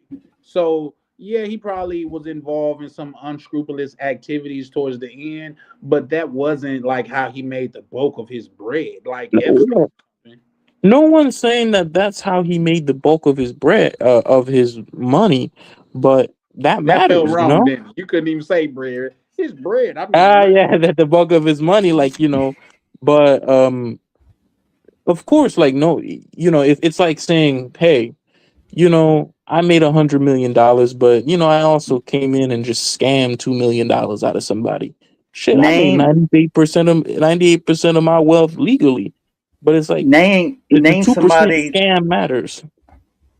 name somebody that is super successful businessman, make bukus of money, say like Donald Trump, Elon Musk, other people that maybe haven't done activities that were illegal or frowned upon. Warren Buffett, Larry Ellison, the co-founders of Google, etc. Can you believe that? I can believe Warren it. Buffett, maybe, because I haven't heard anything about Warren Buffett bad or bad. But Larry Ellis, I don't know so much. But I haven't really looked into Larry. I know about J.P. Morgan because I looked into J.P. Morgan. I know about the Rothschilds and the Rockefellers because I looked into them. You know what I mean? So there's that. But yeah, no, I feel you, but I get what X Pac is trying to say. At least I'm assuming what he's trying to say. To unmask that type of wealth, you're gonna have to fuck over somebody along the way. Look, I'm not Yeah, saying that to a you're listen, there's even stories, for example, Warren, where he would be waiting in the background for a company to go under to buy the assets for a penny on the dollars, right? So if I come in, for example, and you Charlie, you call me and say, hey, we've been friends for a while, can you buy this property for $100,000 on me, or else it's gonna foreclose? And I said, I'll tell you, Charlie, I'll just wait till it foreclosed and just buy it for $20,000. I'm not gonna pay you an $80,000 premium. You can be ruthless in business. The ruthlessness is not the problem, or the calculation is not the problem. The problem is when it just becomes bold-faced scam, where you promise something and you tell people something, people come in expecting it, and then the goods aren't delivered. That's the so problem. so who is at fault? The scammer or the people that get The scammed? scammer, People, the That's scammer, one that's a thousand good damn percent. point. but Yeah, I then people mean, will blindly believe that person didn't do their own research, didn't check them So to make sure that they didn't do especially, anything yeah, to I think you protect got a their good point. assets. I think you got a good point, X-Pac, because especially when you get onto any cryptocurrency, especially in America, they tell you that it's not backed by anything, and you spending your money at your own risk. This is what they tell you. So you know what I mean. But real quick, let me read this by the Scream sponsor, YV. He said, "KB, the corporations you purchase food from are not ethical. They falsify the ingredients. Are the corporations good business entities? Yes or no?" that's not really a yes or no question, though. That's not really a yes or no question. Hey, fuck an accountant. You should be a politician, man. You What? like me. It's not a yes or no question. It's like, oh, is steak good? Yes or no? It's like, I mean, there's ribeye, there's flank, there's fillet. I mean, there's different types of steaks. Are you gonna be like, is steak juicy? Yes or no? What does that even mean? You I know? mean, I think he set it up nicely for you to get enough context. It's like if the entities that you buy food from falsify ingredients, is that a good entity or no? No, I don't think it's a good entity. No. But let's say, for example, because when you say corporate entities, an entity could do anything. It could be a holding company. It could be involved in fraud. It could be involved in trafficking of whatever. I'm not gonna. It could be involved in tax fraud schemes, right? And that Yeah. would be an entity, or it could be Berkshire Hathaway. So an idea of corporations are just paper, they're just paperwork at that point. You can just create one. Yeah. Well, salute to good brother Ronan. Ronan Travels, how you doing, bro? Good to see you, man. Appreciate the support as always, man. Roy had a good live yesterday about that too. The About what? Grant, exactly what I'm talking about. The scammers, Grant Cardone's, Jay Morrison's, yada yada. Yeah, I Jay think Ronan Morrison's them one of did. those Are types you of talking dudes about too. Ronan's? Yeah, Oh, okay, yeah, this I is a remember I, you saying that. yeah, I this is a think good like example too. I This believe is a this good fall example. Go ahead. believe Chalupa this. say Google have cases against them right now, KB. I ain't disagreeing with you. Yeah. I believe this falls back to something I said before. You can't blame others for what you allow in your life. So if you allowed yourself to get scammed, whose fault is it? Nah, that's bull. Nah, hell no. That's bullshit. That's bullshit. Nah, come on. You allow yourself to get scammed? Shit.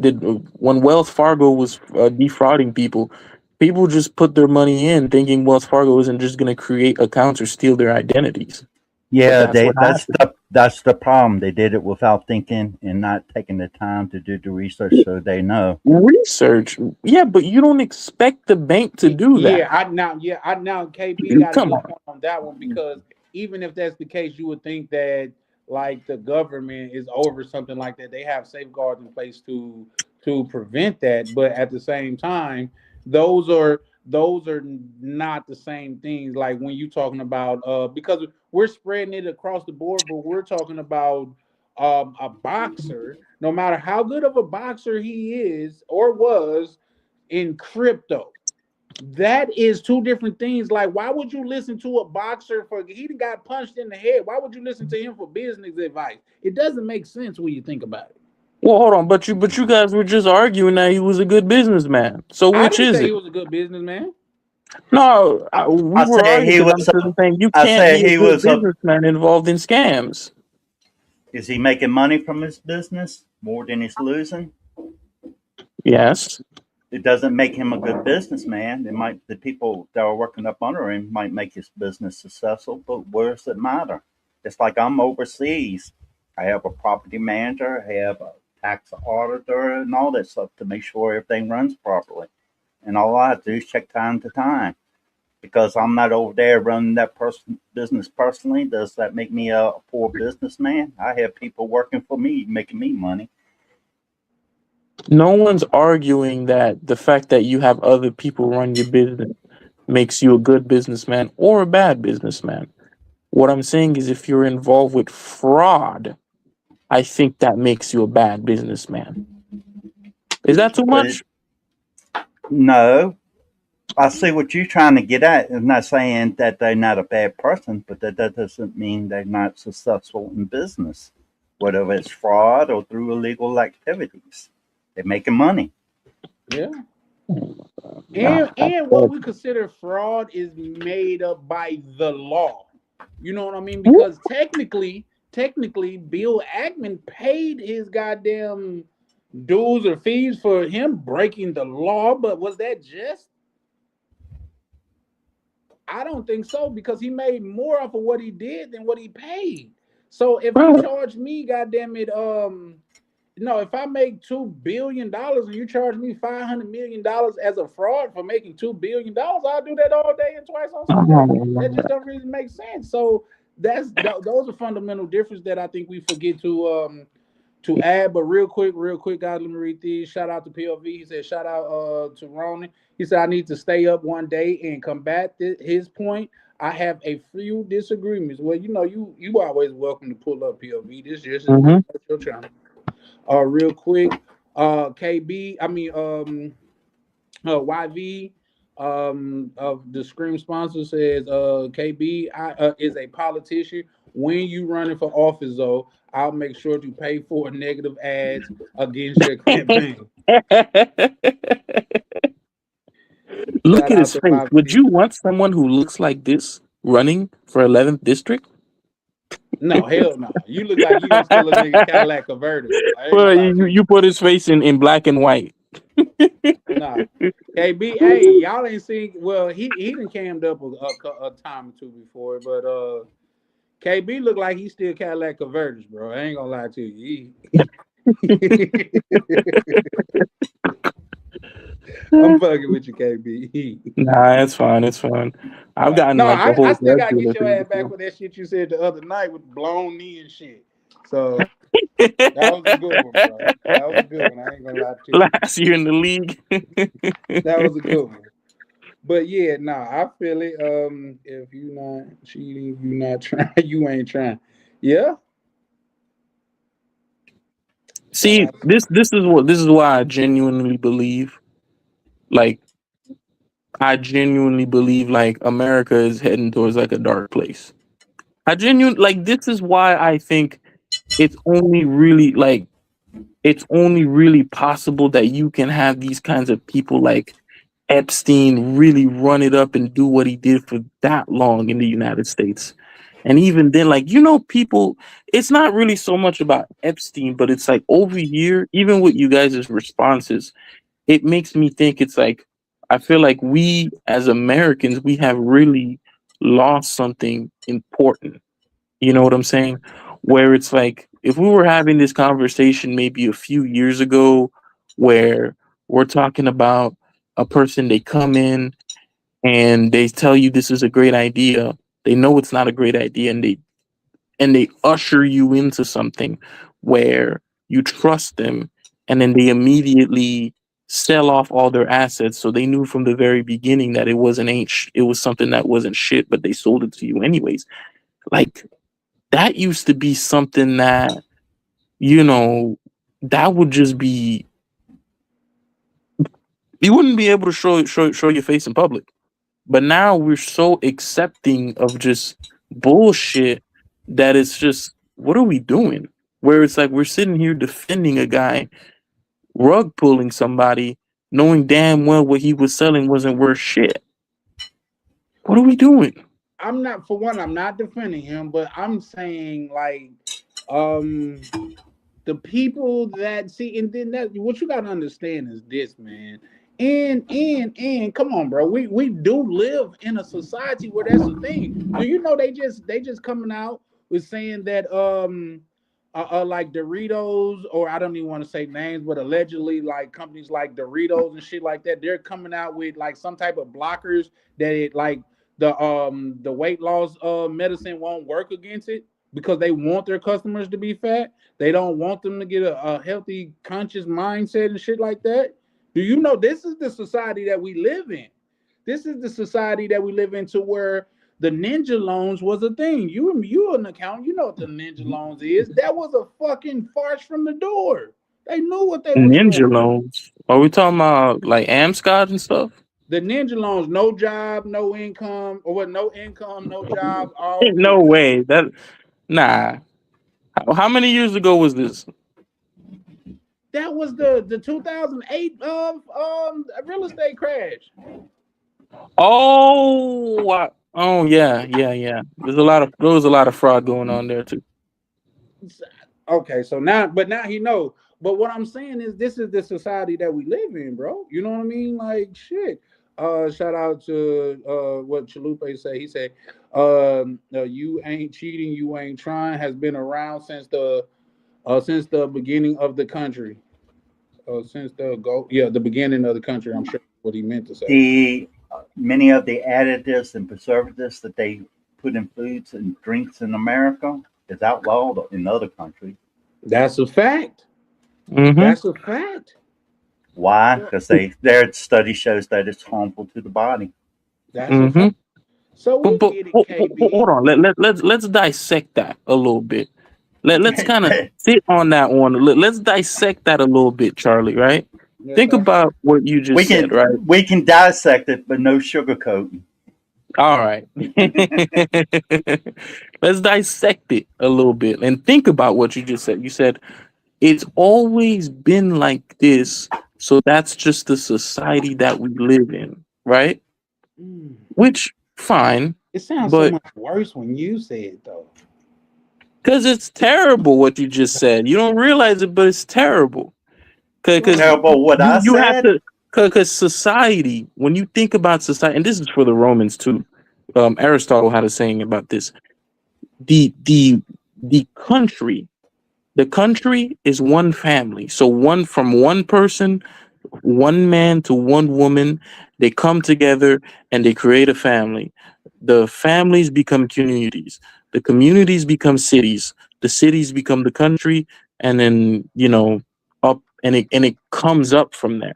If the rot is to the point where you think in your mind and people are thinking, I'm gonna come in and I'm gonna get mine, to where you no, YB, people are savages. People are savages, but the reason why we do certain things and we sacrifice that savagery where, normally you might want to just come in and just slap a dude in his face because he said one thing to you. The reason we control that violence and control that is so that our lives as a community and as a nation can be facilitated, and it can work. If the idea is that I'm gonna do what I'm gonna do and fuck everybody else, or that this next I'm gonna get this person before he gets me, you end up in a situation in a country that you don't necessarily want to live in, like Colombia. Don't get me wrong, I like Colombia, but I wouldn't want to live there, or really be around the political scene there, historically speaking. Because when you think about that kind of culture, you can't build any community and you can't build anything of substance because you're worried about whether this person's going to steal from you. You can't trust your politicians because they're openly stealing from you, not just on some down low shit. You get what I'm saying, Charlie? Power is What? corrupt, though, and I do. But you responded to YV, what's name before I could read it. I was giving you the floor to finish the Oh, statement. go ahead. Yeah, but shout out to YV. He said, "Humanity are savages when it comes to money. Not everyone believes or follow the Ten Commandments." I agree. Chalupe, I'm sure he was referring to the financial crisis. Um, yep. Chalupa say, "Yep, that's what he says." At KB, have you been to Colombia? Yeah, he trying to get people to go to Colombia with him so he could sell their kidneys and their lungs and stuff. Hey, what's I'm wrong with that? I can make like $20,000. I'm gonna get Hey mine. Come Ronan, on, Charlie. I have to say Ronan, like what it do, good this. brother? Hold on. I'm just Hey, getting used. Ronan. I'm getting used to these sound effects. I believe that people should. I'm trying to goddamn it.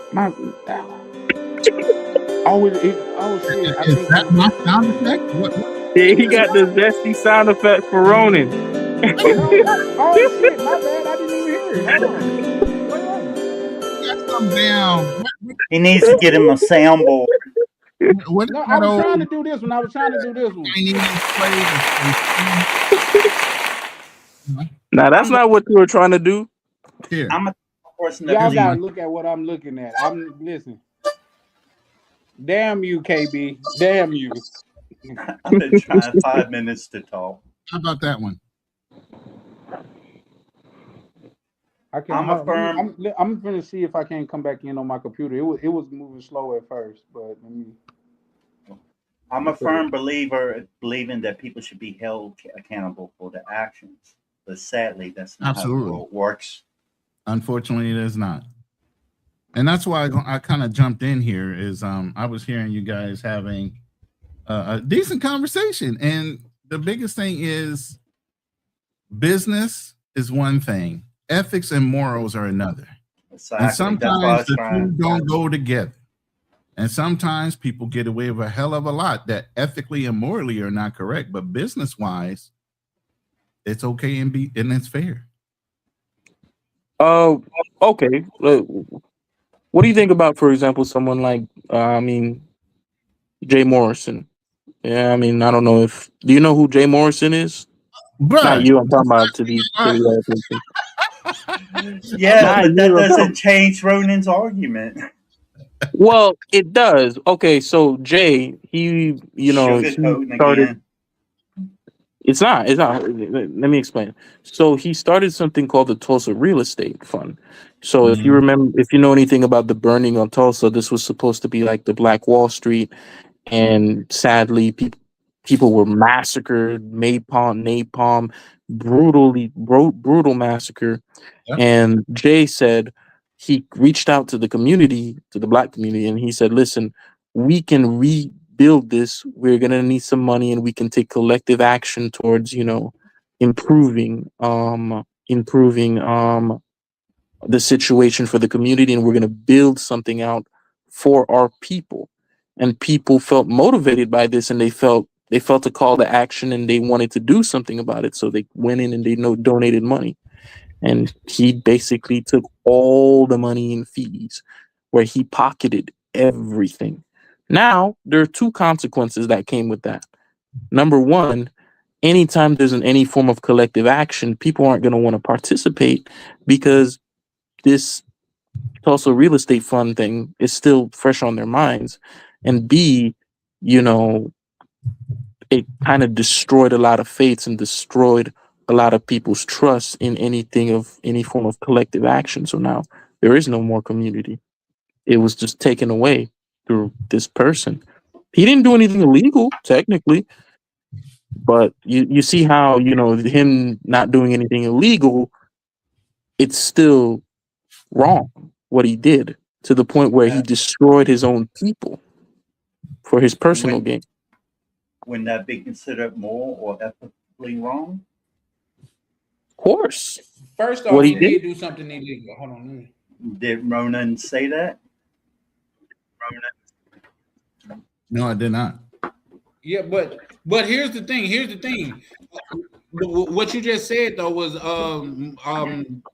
factually untrue. He did something illegal. That's why the FBI was involved.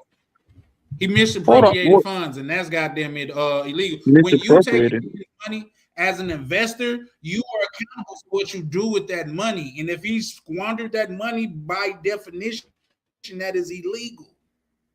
No, let me explain, right? You can be under investigation for whatever, but I think the number one thing that he did that could probably get him in trouble was he bought a property for $800,000 and he exchanged it with himself for $1. That could really get him into trouble. But if he took all that money from just management fees and advertising for himself, kosher. Here's the thing. The dollar amount alone is a felony. But the way he did it so slick as to there's no way right now, even with the FBI investigating, they could prosecute him. One, you invest at your own risk. Now, I'm sorry, but if you didn't do the research on the person that you were investing in, the one that was running the organization, the one that paid other people to come in and verify or testify on your behalf that this is the guy that should be able to lead you to the promised land, and you didn't do your own personal research, that's your fault. Yeah. You should have never gave up the money without verifying. That's some of the things that me and Fearless talk about.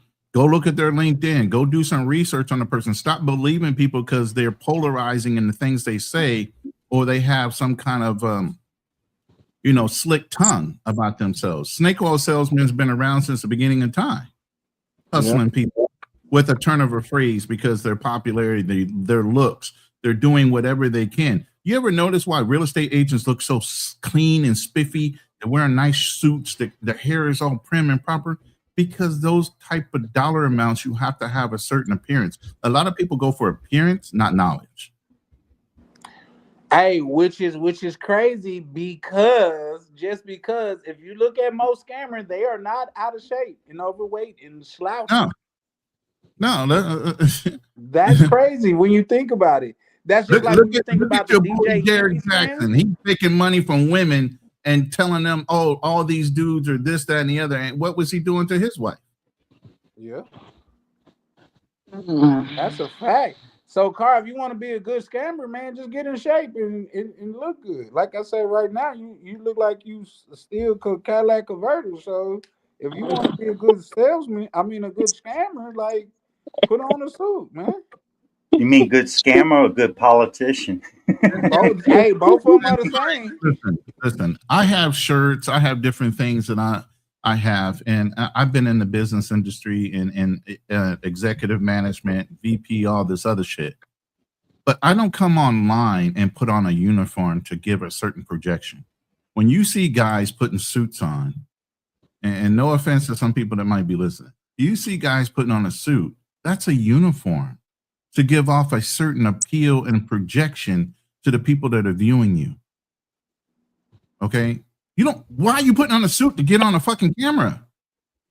Yeah, boy, you know you hot as fuck. You're on the line business because you're trying to sell your subscriber or your listener to believe that you are something more than you are. I'm business casual or I got a t-shirt on. I still know about finance. I still know about investments. I still know what I know.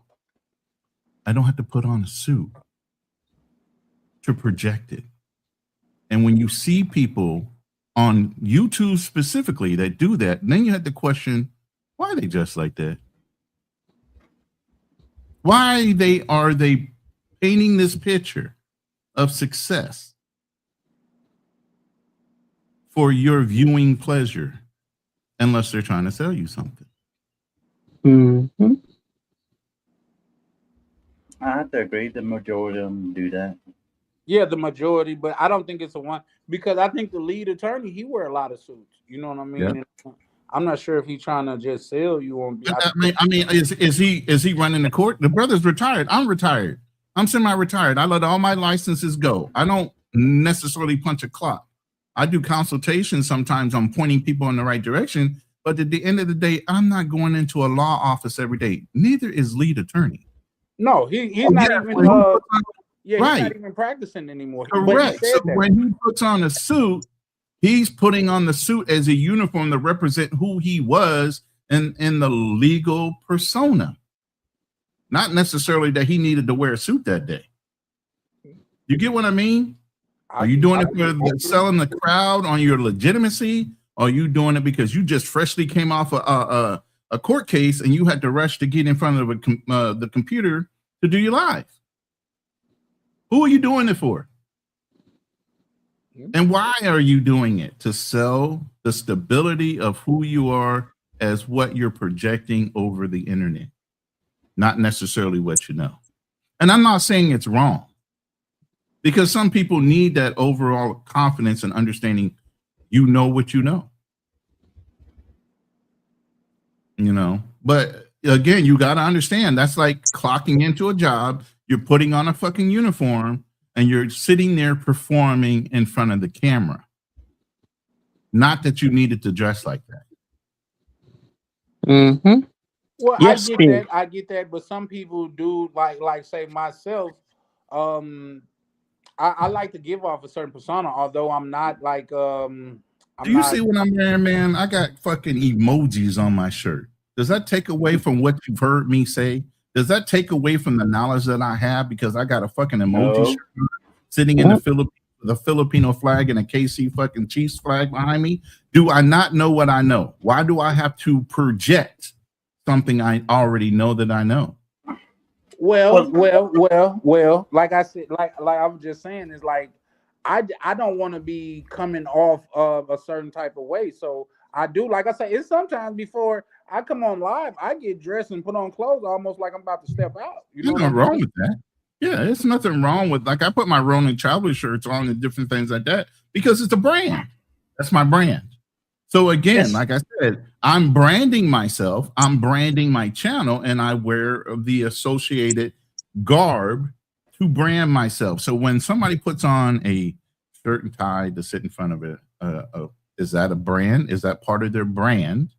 Or are they trying to project?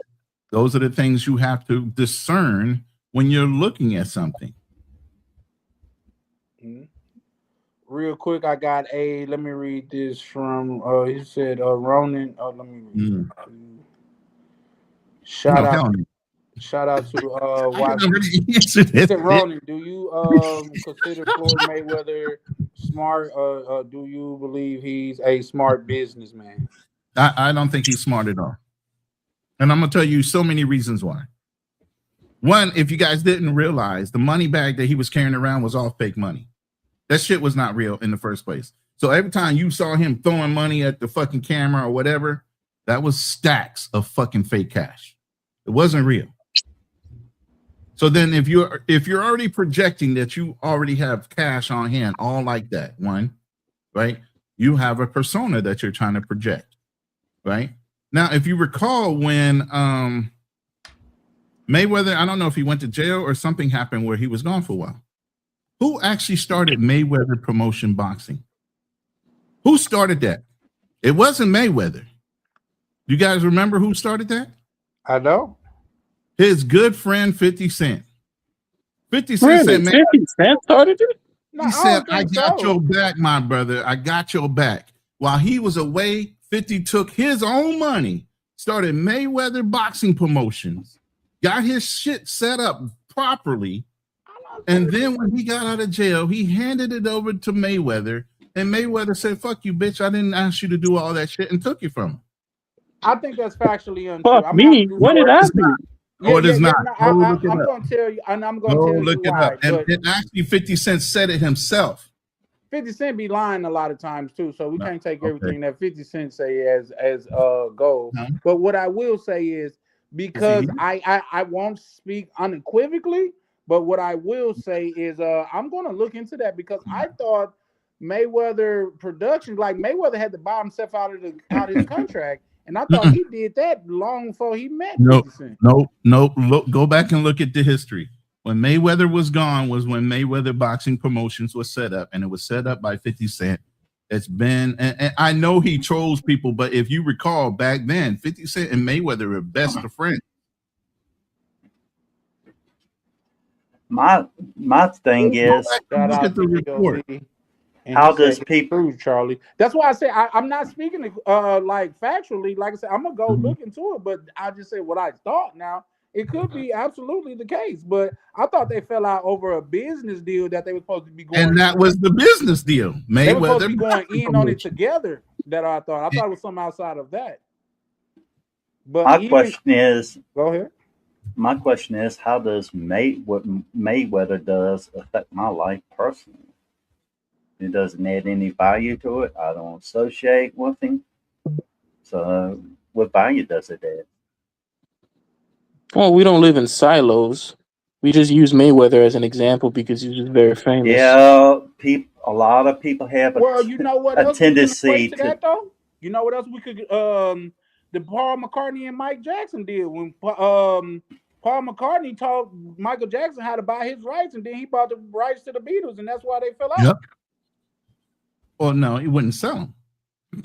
Once he bought it, he was like, "I'm selling that shit." Well, Hell here's no. the thing. Here's the thing. Now let's dissect that a little bit more. It's not like Michael Jackson bought it on a private deal. Paul McCartney could have bought it himself, but Michael Jackson just had longer money. It wasn't a private backroom deal.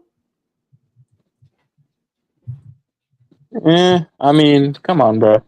You're a musician and you buy someone's masters, and you're like, "Oh, I own your masters to your music." Come on. But he wouldn't even known about it if Paul McCartney didn't put him on it. I didn't So I know get about that, it but at all. does that make Michael Jackson a bad businessman, or do that make him a ruthless businessman? Who? Ruthless. Michael I Jackson. don't think it makes him a bad It businessman. makes him smart. I mean, here's the thing. And if you didn't pay attention to the blueprint, who started talking about owning your own masters? Was it Prince? Michael? Or was it McCarthy? No. Before all that. I don't know. Who was it? God damn it. Here comes the PTSD. He's blind. Oh, Stevie Wonder? No, before him, the other blind one. Ray Charles. Ray Charles owned his own fucking masters. He did the blueprint way back then. But a lot of people wanted that quick money, and they didn't want to try to own their own masters. They let the record community or the record labels control their destiny, and then they overcharged them for production, overcharged them, and they would give them Cadillacs. What was the one movie where they talked about Cadillac the promotion? Records. Cadillac Records. And then even with Mike Tyson, I mean, it was reported that he would be giving cars instead of giving him money. Don King used to do shit like that.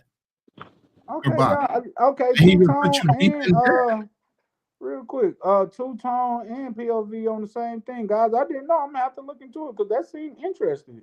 Like 50 Cent did all of that for Floyd, and Floyd really goddamn it shitty like that. I'm gonna have to look into that a lot more. Floyd was always shitty. Come on. I'm not saying like he was a pillar of good, but you got to be especially shitty for a person to have your back like that and for you to turn their back on what did he do? Fuck your mama for you to turn your back on him like that? Like what? I don't know. So yeah, no. Shout out to you too. Shout out to you as well, Two-Tone. I didn't know it. Like I say, The person Okay, that I so I am. went back and double checked with ChatGPT because I'm gonna always check myself too. Mayweather Boxing Promotion was established in 2007 before he went to jail in 2012. Okay. Okay. What 50 Cent helped him do was run the day-to-day business while Mayweather was in jail. And during that time frame, I think he blew the promotions up to where Mayweather benefited from him running his corporation. Okay. Mhm. Okay. Well, okay. With that being said, And guys, then later, 50 Cent I established wasn't wrong. SMS promotion. I wasn't You wrong weren't when I wrong. said You that weren't though. wrong. So shout out to that. Yeah. POV said Suge Knight gave cards instead of money. Yeah. That's Yeah. just like your company giving you a fucking pizza party instead of a raise. Right. But again, and it runs back to, is that wrong? Is that ethically wrong? Or is that morally wrong? Or is it the idiot that's agreeing to the shit problem for not paying attention to what he signed and not having proper legal representation? A lot of people sign things what they call under duress with the promise of something bigger coming, but they don't do the research on what they're signing, because by the time they sign the first document, you can't sign the second one because it's in perpetuity. Hmm. Yeah. You can never get out of it once you sign it. Those are deceptive contract practices. And then there is a legal recourse where you can say, I signed something under duress, I didn't have the proper representation. And then there are some exclusions where the judge might let you out of a contract, or you could be locked in forever. But a lot of people don't go that in depth with trying to get out of some of these locked in contracts. Yeah. Real quick, shout out to my good brother Prime. He said Don King was not a thief. Boxers was paid what they negotiated and took Mhm. advance on fights. Spent the money and did not take Exactly. overhead into account. You definitely right. You definitely Yeah. right. But I think Because Don King did the do some shady boxer shit. obviously, like, has to pay for he has to pay for his trainers, he has to pay for his food, he has to pay for a lot of these things up front or to his people. And sometimes what they have negotiated is they'll split the percentage of the purse and trade for the training and other things.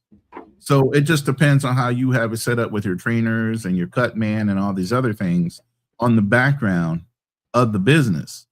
But a lot of these boxers are not the brightest in the world. Hell, you got CTE, you getting fucking punched in the head all the goddamn time.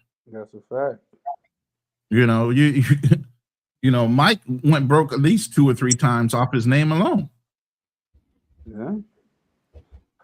Shout out to Two Tone. He said, James Brown. Speaking of James Brown, do you guys know he was the first black man in America to own a private jet? No. A lot of people You wouldn't say know what? that. The first black man in America to own a billion-dollar business was Reginald F. Lewis. He also wrote a book called entitled "Why Should White Guys Have All the Fun?" That is a tremendous book. I encourage anybody to read that book. That is a great book. One of the only books that damn near had me crying. But with that, I digress.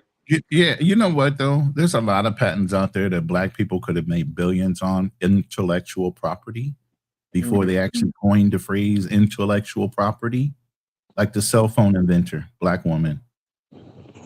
Certain things like that, where the intellectual property is now vastly shared between everybody in the telecom community, really is a resource for money for her family and her Mm. descendants. But like Johnson and Johnson and all these other people, they guarded their intellectual property and different things that they run. Where black people, even though they might have sought the patent and got it, never really had the legal representation to protect their intellectual property from being shared on a global scale with other people profiting off of their fucking patents. Mm. Yeah. Yeah. I can tell you something. With that being said, and I could relate it to the two. Um, I'll try to land it as quick as possible. Like Lil Wayne said, his greatest financial mistake was not trademarking or patenting the term "bling bling." He said, if I did that, I would have been 100 times richer than I am right now today. and leading. I mean, to build. I'm saying that to say you guys know who patented the saying, and they're extremely rich off of. I think his name is it Michael Buffer or Bruce Buffer. Let's get ready to this, that, and the third. Yeah, That is Michael Buffer is the he is. one that invented it. Do you realize the guy that did the UFC announcing was actually his brother? No, I Michael didn't. Buffer and the guy that announces for the UFC are actually related, but they didn't know they were for a lot of years, Oh, that's crazy. which is really crazy when you start thinking about it. Yeah. Yeah. Shout out to POV. He said, "Man, I was supposed to disagree with Ronan, but I just been agreeing with him tonight. I mean, I've been agreeing tonight." You were supposed to disagree with me. You coming in here set up to just disagree with me? Come on, man. Shout out to POV. But I mean, yeah, but yeah, I heard you guys talking about this, and I talk about it all the time on my show, and it's the difference between are you doing things business wise that are morally and ethically? In certain businesses like mine, like insurance, fiduciary, you every 2 to 3 years you have to do a ethical and moral type of training to make sure you're staying within limits of what you're supposed to be recommending for your clients and thinking of them first and all these other things. So there are very few certified businesses or certified kind of like lines of business where they continue to challenge your morals and your ethics. Okay. And we also have to carry errors and omissions insurance up to about $2 million. Or strictly because if we forgot to tell you something in a contract, we could be sued for it. We're liable. There's not too many people out there that are liable with the things they give out as far as information, misleading them down a path where they could lose thousands or millions of dollars. You know what I mean? So there's a different level of expectation based on who you're dealing with and the type of business you're talking about. Not all businesses have an ethics clause. Not all businesses have a thing where they have to tell you 100% the truth. They can be deceiving in their tactics. yeah, Look at that's the way, just like the police. That's look at the why way I tell. collection agencies used to function. They used to lie the fuck out of you to get you to admit that you own the debt so they can carry that shit out. When they don't necessarily have any right to collect any debt because you don't have a contract with them. You should know that. Fact. That's a fact. Right. But, so no, that's what I'm saying with fact. unethical practices. But just because, I mean, I get what you're saying. Like, because shout out to you, Two Tone. He brought up tenderism. Tenderism. We brought him up yesterday, too, the other day. Listen, like, say, I get what people saying, oh, he took advantage of them and shit like that. But if I'm being honest, man, our people could be so fucking selective. We have been the mascot for so many companies. That anime shit is crazy. You already know. You step and fetch an Uncle Tom mentality. Yeah. Yeah. See, but at the same time, they no, I'm saying that to say this. Like this, when we look at the Popeyes commercial, do we think that the lady Annie Mae really in there cooking chicken for them? Or the Pine Saw lady or Auntie Mama? A figurehead, a front head. That exactly, you know what I mean? And then now if we're gonna call a spade, when everybody was reaching out to Mr. Tenderism and stuff like that, okay, now he done linked up with a rapper and the rapper got his back. But he was telling them, don't worry about him, he got it. But that's that old mentality of being forgiving. And this is, we've been browbeat by the Bible and allowing, things to happen to us and putting it in God's hands, while white people and other cultures have been stepping all over us head and toe, using that against us as well. God turned the other cheek one time, not repeatedly getting slapped all about the head and body and abused. You can say shit about that. There was in Jamaica, I don't know exactly what year it was, but when they had slavery there, they even created a slave Bible that only promoted them, or they were supposed to honor the masters and all that stuff. Yeah, I bring it up all the time with the slave Bible being manipulated, as well as the James Bible being manipulated by the Catholic religion, form of controlling globally the world. Who did all kings have to bow down to if it was not the fucking Pope to get permission for not only arranged marriages, but fucking wars? The Pope approved this shit Yeah. because of religion. Yeah. That's a fact. That is a definite fact. But so yeah, no. So shout out to the young brother KB. We be having to remember that he want to What? walk down the hill and fuck one or two. Us old men, we know that we You know that gotta. story? You I know mean, that he want to story run too about down the the hill bull and and the fuck one or son? two. You know We about the want to you know walk about down the the hill bull. and fuck them all. You see what I'm Yeah. saying? So Yeah. we He's gonna gotta. take his time and get them all. You see what I'm saying? Like he just running gun right now. And once he get Running gun. I mean, listen, I'm because originally what we were talking about was I was basically saying, listen, you can't be doing actual frauds where you come in, you promise people something where, if what Floyd did was securities fraud, it was. It's just that crypto markets aren't really regulated. You come in, you sell people, you tell them it's going to be a great idea, you tell them this is going to be great, this is going to be amazing, and you sell it, knowing damn well day one you're going to dump all the assets immediately and line your pocket as quick as possible. But then you tell the public, oh, this is a great idea. Yeah, that's just a scam. This is a straight up scam. Now, if you're just saying, hey, I have a way to where I can buy your asset on pennies on the dollar. I can make money off of buying your masters or something like that. That's something different. If, for example, I want to evict a single mother for being 1 day late on rent or, a month late on rent, hey, if I provided service where we had a contract and I told you, hey, the water works, everything works, there's no roaches, there's nothing that you can say, hey, this is terrible living conditions, then that's different. Pay me what you owe me. But if I tell you something's going to be great, I sell it to you like it's going to be great, knowing that it's shit, that's something different. Hmm. Yeah, but to talk about what we earlier, whose responsibility is it to do the research before they open their wallets? I disagree on that. I don't think I it's don't. no, You because it's know, not, it's not. you can Go ahead. sugarcoat a crab sandwich all you want to. It's still not going to get rid of the taste and smell. I understand that, but I would say, this is kind of the country or the state that we're in now.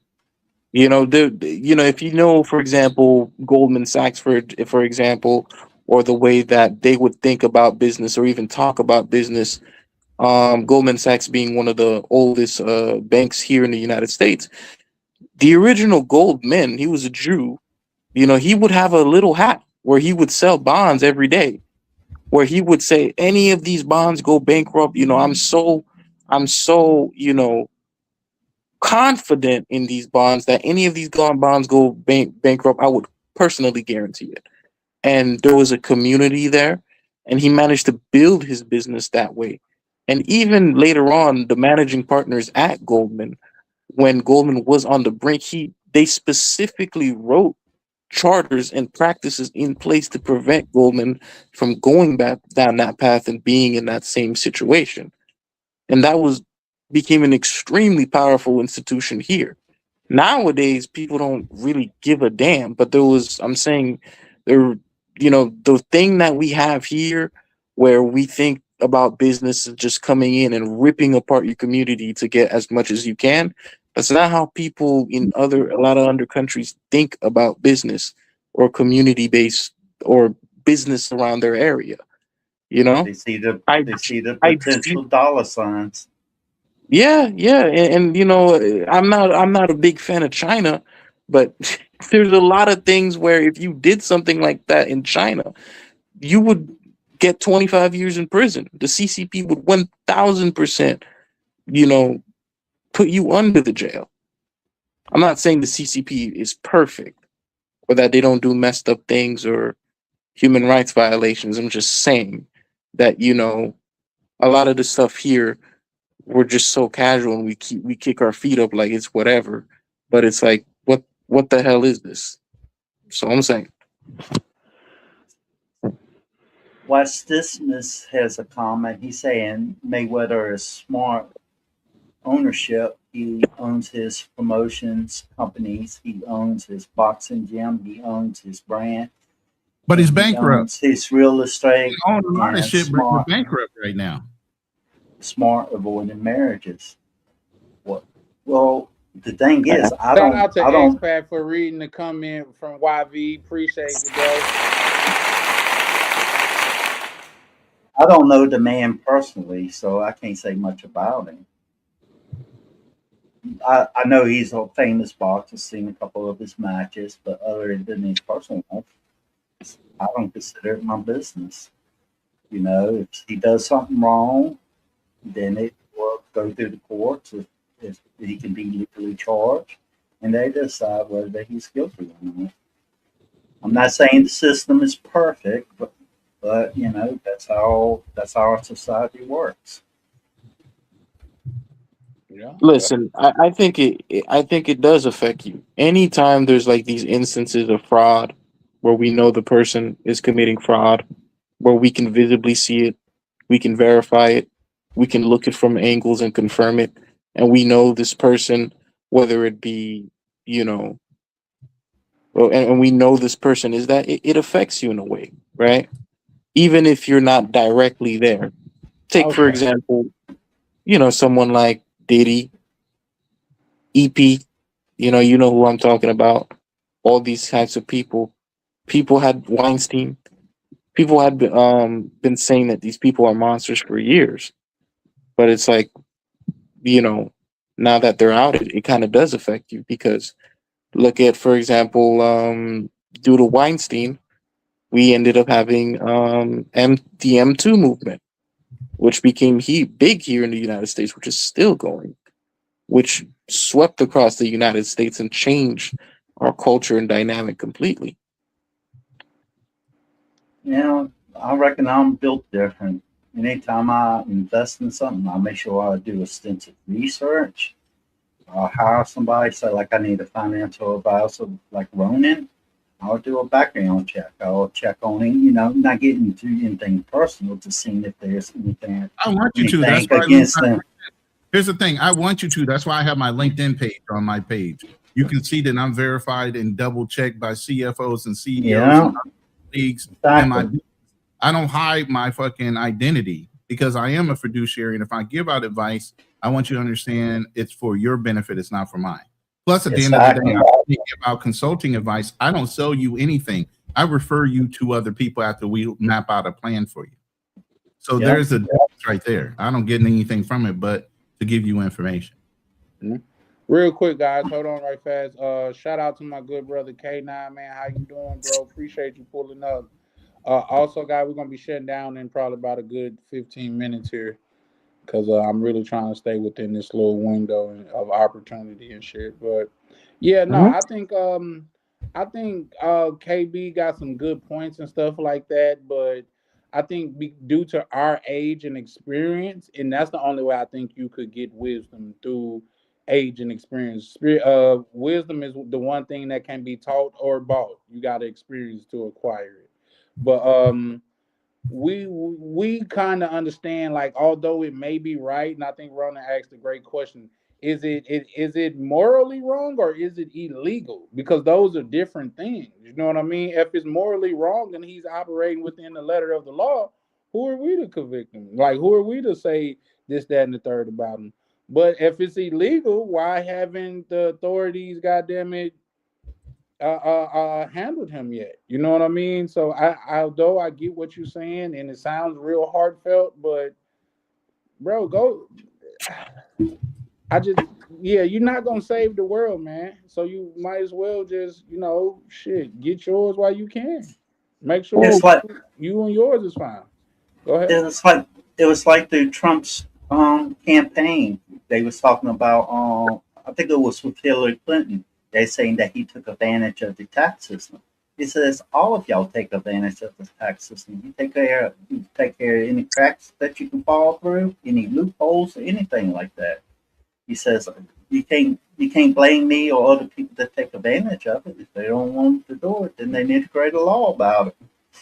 Hey, expat, you are 100% right, but I don't think he you. got I, convicted I, I on don't think tax you put the fraud. gangster on it like he did. He said because Hillary Clinton, she said he do this, that, and the third with the taxes. And he said, if you goddamn it don't like it, make a law to change it. But she won't. You know why? Because the same people that support her take advantage of the Exactly. same thing. That was one of the most gangster things I ever heard him say. He said, yeah, I do it. Change it. Oh, you won't because the people that's lying in your pocket take advantage of it too. Guess what she did? Just looked snarky and walked off. And looked the other way like somebody called her name. Yeah, no, come on now. Come on now. So yeah, I like this. This just is what it is. And if we think about it, shout out to this country. I still think America is one of the best countries on earth, but America within itself is a scam.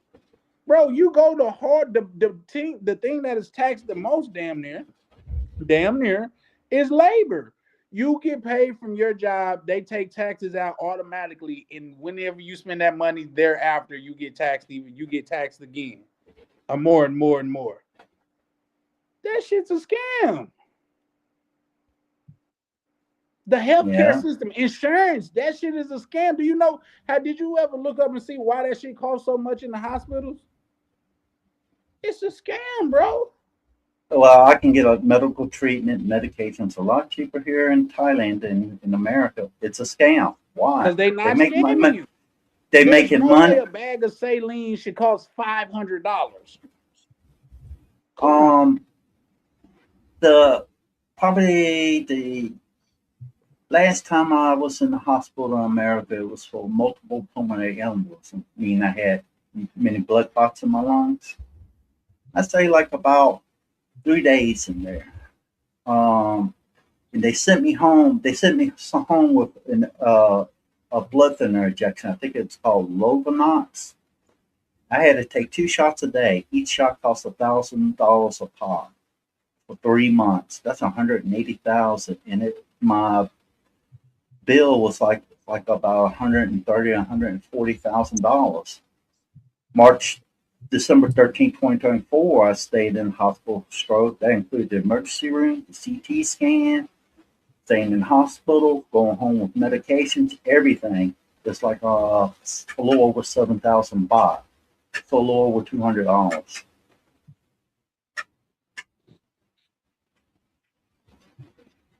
You know why? And then, Because America is a scam, bro. Like just when you think about it, shout out to YV. He say every industry is a scam.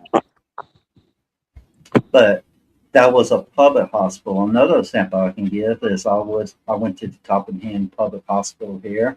Been 21 days in the hospital for pulmonary embolisms, including the doctors, the tests, the medication, hospital stay, and medications to go home for 21 days. It was over $600, not quite 700, so probably around 675, 680 USD.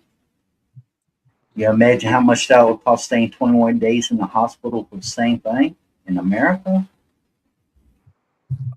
Especially when you didn't, especially you couldn't get insurance, especially if you couldn't get insurance because of your health condition, they drop you. That's what happened to me when I first found out that I had catastrophic respiratory syndrome. They wound up eventually dropping me, and I had to pay out of pocket. And I know there's ways to get around that.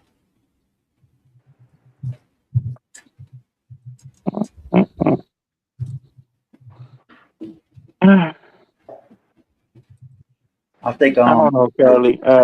I would say based off of like these responses and sentiments, I do think America is just going to be on the decline. I think this next 100 years for America is going to be real painful for a lot of people. Shit is painful for a lot of people right now. Oh, people ain't seen nothing yet. I love when you that's talk like you 50 years old and you like 13. Well, I mean, it's not a matter of being 50 years old, but you don't got to be a genius to kind of see the signs.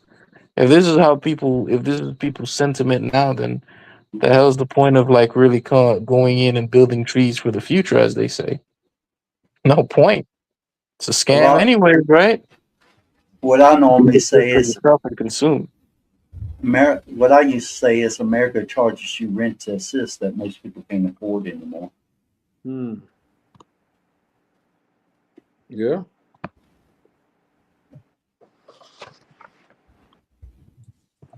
A lot of a lot of people are just one paycheck or one emergency away from becoming homeless, and that's a sad state to be in.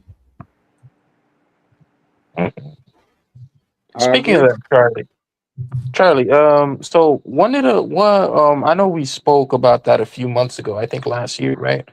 What ended up even happening with that situation anyways? Which situation is that? The one where you had that guy trying to sell that course for 500 a month? Well, words are important. So you said I had someone trying to No, sell no, it? no, no. No, You talking not about bag not. chasers or something like that? Millionaire morning. No, Oh, no, no, so no. This so was there's something that was going on more in the back office, and it was a brother that I know. I don't know. I never actually signed on to it or whatever, but I don't know. I probably would hit him up and check and see how it go. no. So to clarify, Ronan, so without going too deep, so this guy, he reached out and he was selling this trading course along with this trading software. So imagine kind of like Robinhood or something like that, where Yeah. he's saying that he has trading software where you can make trades from the platform, and then he actually has courses, like online courses, where you can learn trading information. And for $500 a month, you can use his algorithms and you can learn from him and whatnot, and use his trading platform to make trades online in exchange for $500 a month. So he's And going to yeah, how to do trades and what else? so he's saying I never saw the software, so I can't Mhm. speak on whether how successful it is. But he's saying that through that platform you can make trades, and then Mhm. also he has courses like on a website where you can learn about trading. So he's kind of selling it as like a package, and then he also says he has trading algorithms as Mm, well that I- you can use to that's a then. big thing nowadays because they have a lot of AIs out there that'll track like trade information to where they have high recommendation of success based on these algorithms and the AI reading when you should buy and sell. And Mhm. a lot of people put a lot of trust in those AIs to trade at the right time, where it holds out to the very last second to sell before it buys, and a lot of those things. I am not that guy. I mean, I believe in AI, but I also know how much work it takes to program an AI to figure out things, and they still make mistakes. You still have to go back check them and say, look, you forgot to do this after we already said before you do one thing, you need to QC and fact check everything before you do it. And they'll still say you're right at the end of the day. But it's already too late. You already cost me money. You know what I mean? Yeah. Yeah. That's So why AI is a not lot of there things. with That's why trusting. many things like that is the saying at your own risk. Yeah. But you see, this is kind of what I mean about those types of people being predatory, in my opinion. Because I was telling people, hey, go in, talk to a financial advisor. This is going to be kind of boring, but here's what you can do. Here's what you can do. There was a guy there, and I swear to God, I put this on everything, and Charlie can back me up. He's talking about how he used to take risk on the streets where he used to deal. And he got out of that life, but now he's okay with taking risks if he thinks he's gonna get rich from trading. I mean, this is the kind of caliber that we're talking about. So that's what I mean. It's like it's kind of predatory where you're kind of preying on these people. They want a better life for themselves, but you're selling them this $500, course thing that is not really gonna make them money and gonna put them in a worse financial situation. See what I'm saying? Like that's a real life example where I'm just like, yeah. At your risk is basically saying as is. So if you went on a car lot and bought a used car as is, and you didn't test drive it or do anything to it, you just bought it as is, and you drove it off the lot, and the motor blows up in it. Whose fault is it? I don't think that's the same thing. This guy was literally selling a trading course. People were coming in with the expectation that money was going to be earned, despite what he was saying about how, listen, no one pays money for a trading course if they're not going to use that money to go in and actually make money. You know what I'm saying? But with the car, Expectations without research. Yeah, and um, I get what X Pac is saying because believe it or not, it's a whole thing of when it comes to scamming people or like just like recruiting people to scam. They say like people that doesn't catch subtle like mistakes in like the verbiage and stuff like that. Those are the people that they want because those are the people that for one have lower IQs, less educated, and they're more or less to bite on those type of scams opposed to like a sophisticated investor. You know what I mean? So the people that'll fall for this shit with all of these wrong punctuations, mixed spelling and shit like that, those are perfect for it because they're not sophisticated people. You know what I mean? Not to talk down on anybody, but this is a real strategy that you could look up that people use. So yeah, for sure, for sure. But at the same time, it's on everybody. Why would you go work for hours and hours and hours and just go to goddamn it give your money to a man in a suit because he using words well? That doesn't make sense to me. And I get what you're saying. Oh, we should be ethical, but the world is full of unethical people. What are we talking about here? listen, I'm Yeah. not saying. Oh Lord, I think we're getting. I think everything cool, What the hell is like that? the condo. Well, what you normally do, you say, I want to talk about this without getting into much detail. We're just trying to break it down to the core point of things.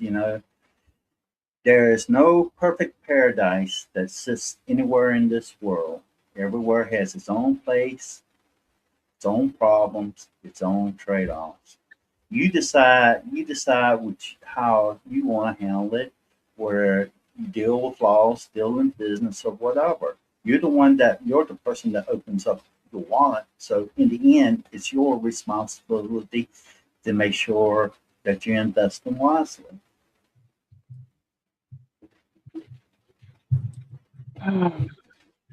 I definitely agree. So I get it. But guys, we are approaching the 3 hour mark. Actually, now we just hit the 3 hour mark, so we're gonna go ahead and get ready to close it up. I don't know if I'm gonna go live tomorrow. I'll try. Well, no, I'm not gonna even say I'll try. Just look out. If it's up, it's up. If not, it's not. But I'll definitely come up Wednesday. Just to, shit. But yeah, no. Anybody got any closing words before we get up out? Oh, shout out to the Uncle Guns from Ronin's channel, man. Showing up and supporting. Shout out to you, bro. Do anybody got Man, anything to say before we close out? Would you say I got I gotta get my brother in, maybe. you gotta get your I brother need a who? teammate. Yeah, I need a teammate. Man, y'all tried that shit already. Yeah, no, you gotta make sure your brother not drinking too, though. Yeah, please make sure you ain't drunk that But night. what I will say, your brother sound like a cool motherfucker though. I ain't gonna lie to you. He sound cool and educated. He sound like a A older guy version with a of name you. like Alex, he got to be smart. I'm just saying. He sound like an older, cooler version of you though, KB. Uh, Yeah, he might be a little bit cooler than you. You know what I mean? Like, so What what kind of work does your brother do? oh, he's a pilot. Okay, because he's a pilot and he's successful. Does that mean because he's a drunk, he's a less successful pilot? Oh, he's not a drunk. I mean, I guess he drinks every week, but he's not a drunk. what is a Well, drunk? in other words, even if that information is brought up, that's going to cause a lot of problems, and other people look at him differently because he drinks on the weekends, whether he gets drunk or not. They go, "Oh, he's an airline pilot, drinking that. I'm drinking a whole lot of alcohol." What is he? He probably does that when he's on at work. Nah, he You definitely know, he pulled up. He was people. super cool. This is not even that type of this type of community though, but he pulled up and he was cool and he said some shit that was like I'm glad he was in this circle when he said it because some people could have took offense to it, but it was funny as fucking. We roll with it. You know what I mean? So shout out to Alex, man. He seemed like a very cool individual. I hope he be setting you right, KB. You know what I mean? Basically, Uh, what I was trying to get at is people will start assuming things, whether it's right or wrong. And with that, I say thanks for having me on the panel, and thank you for the people in the comments. Oh yeah, for sure, man. Appreciate you pulling up, X back, man. You know oh that yeah, dog. always a pleasure. Always, definitely, always a pleasure, man. You Uh, know, somebody else up on the panel. No, that's me. That's me. That's Oh, my okay. other phone. So I'm just see. Let me see. I want to hear what Ronan has to say. I got one more thing to say. I'll be in Bogota March 28th. I'm That's All it. telling right, you, there you go. he gonna steal your kidneys, guys. Just be honest. Like he talking about Kidneys. this. Where you hear that rumor at?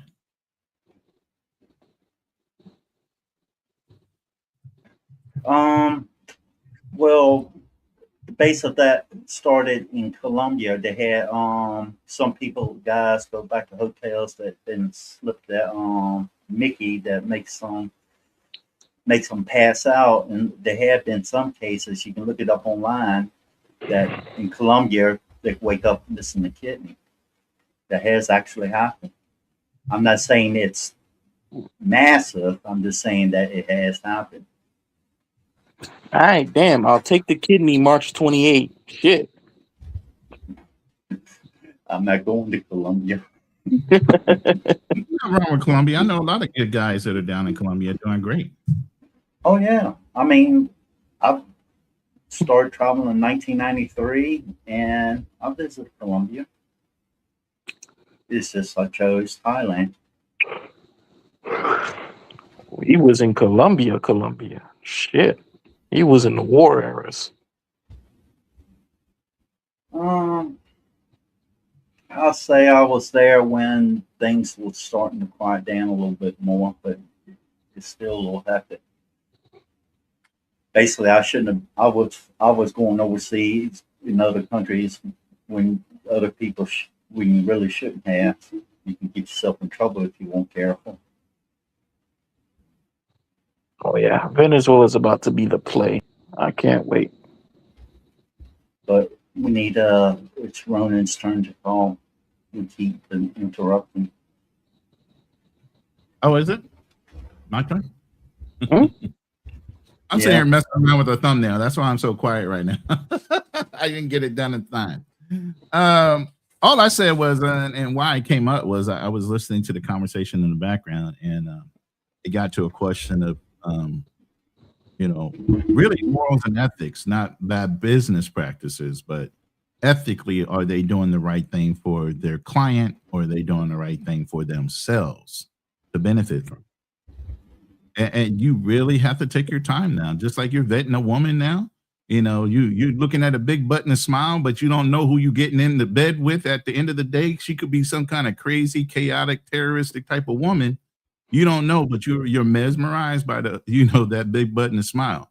Same thing with snake oil salesmen. They're popular, they're polarizing, they look good, they're saying all the right things when it comes to common sense and simple logic. But when you go to dig down in who you're dealing with and who you're talking to, and whether they actually know what they know through education, or whether they know what they know through actual experience, and even some of that experience can be not as to the level that you think it is. We did a show a couple weeks ago about Anton Daniels and following the money and where it actually came from, and knowing that he had inherited a lot of his money around 2019, 2020 after an accidental death of his father and them suing the city. Now all of a sudden he's got Bag Chasers, Millionaire Morning Watch, and all these other shows. But if you go back about 8 years and start looking at his dusty videos and how he came up, yeah, he put in the work. Ethically, he knows how to put in the work to be polarizing, to get the views that he has. But to project that he was a successful businessman up until then and how he got his money, you really have to start looking at how people come about and come up. Because I didn't even know that. they come up off of you. The Bag Chasers is where his income is now. His Patreon is where his income is now. aside for what he inherited. He set himself up with the seed money he got from his trust and his inheritance so that he can successfully continue to reproduce that type of income coming in through his lives, his promotions, his bag chasers, and his different groups. But ultimately, did he do that from being a successful businessman or a great guy on a mic on YouTube? And he expanded on that. Is it how you get there or the principles on what you're built on? Does that matter to you? You know, and that's the biggest question that everybody has to ask themselves. What matters to you? How they got there or the fact that they're there? Did they hurt people on the way or nah, they're still boss because they're there now? You have to look at those things. Those are all factors at the end of the day.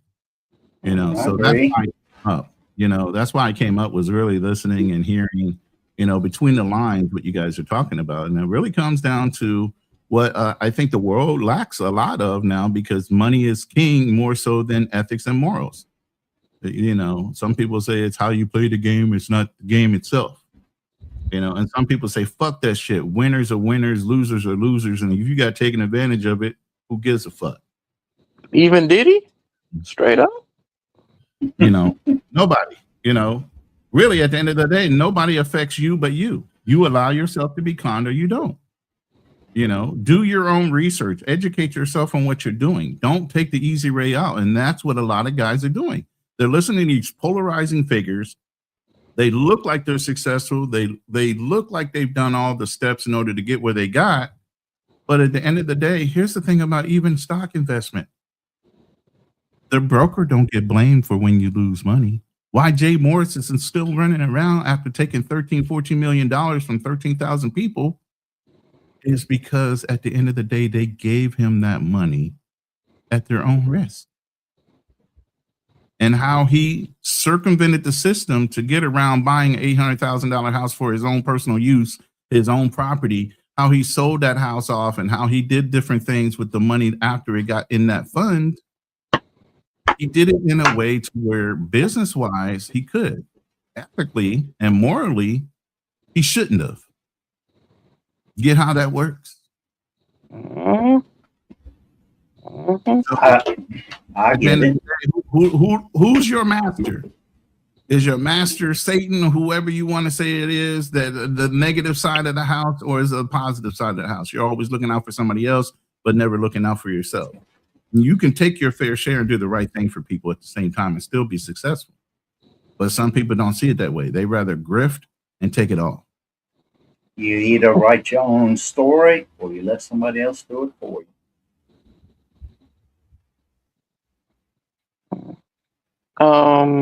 Oh, by the way, Charlie's talking, but I didn't hear him. You might be So it's muted. my- You're muted. Say something, Charlie. Charlie's I muted. saw his lips you know what? moving. You had your own little image come up and leave, and maybe that knocked out your mic. Because when you brought your secondary image up and you let it leave, it muted your mic all of a sudden. Can't hear you, no. I can relive it. Yeah. I just brought it up because I know he wanted to end the live, and we keep going on.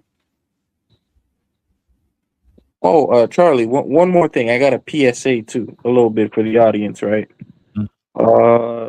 Be careful whenever you're in Colombia. You're in a place like Bogota, Medellin. A lot of the girls that you could end up meeting can end up being cam girls. So I ran a little experiment the other day. I was taking screenshots and I went on to this site called Cam Girl Finder, and I would say probably 75% of them are on ChatterBait or have been on ChatterBait, which is wild. We don't even know what ChatterBait is. Oh, I'll tell people when they go overseas to fly under the radar and stay out of trouble. It doesn't matter whether you're traveling or living there. That's what's up. But yeah, no, I appreciate that. Shout out to everybody that pulled up, man. Shout out to everybody that still kicking it with us, man. Remember, always hit like and subscribe, man. The HBO special, help a brother out, and we're gonna go ahead and get up out of here, man. Thanks. My main computer is tripping, so we're not gonna even play the outro song. So This is Charlie Chan with Charlie Chan TV, and we are over and out. Deuces. Have a good night, everybody. For sure. Take care.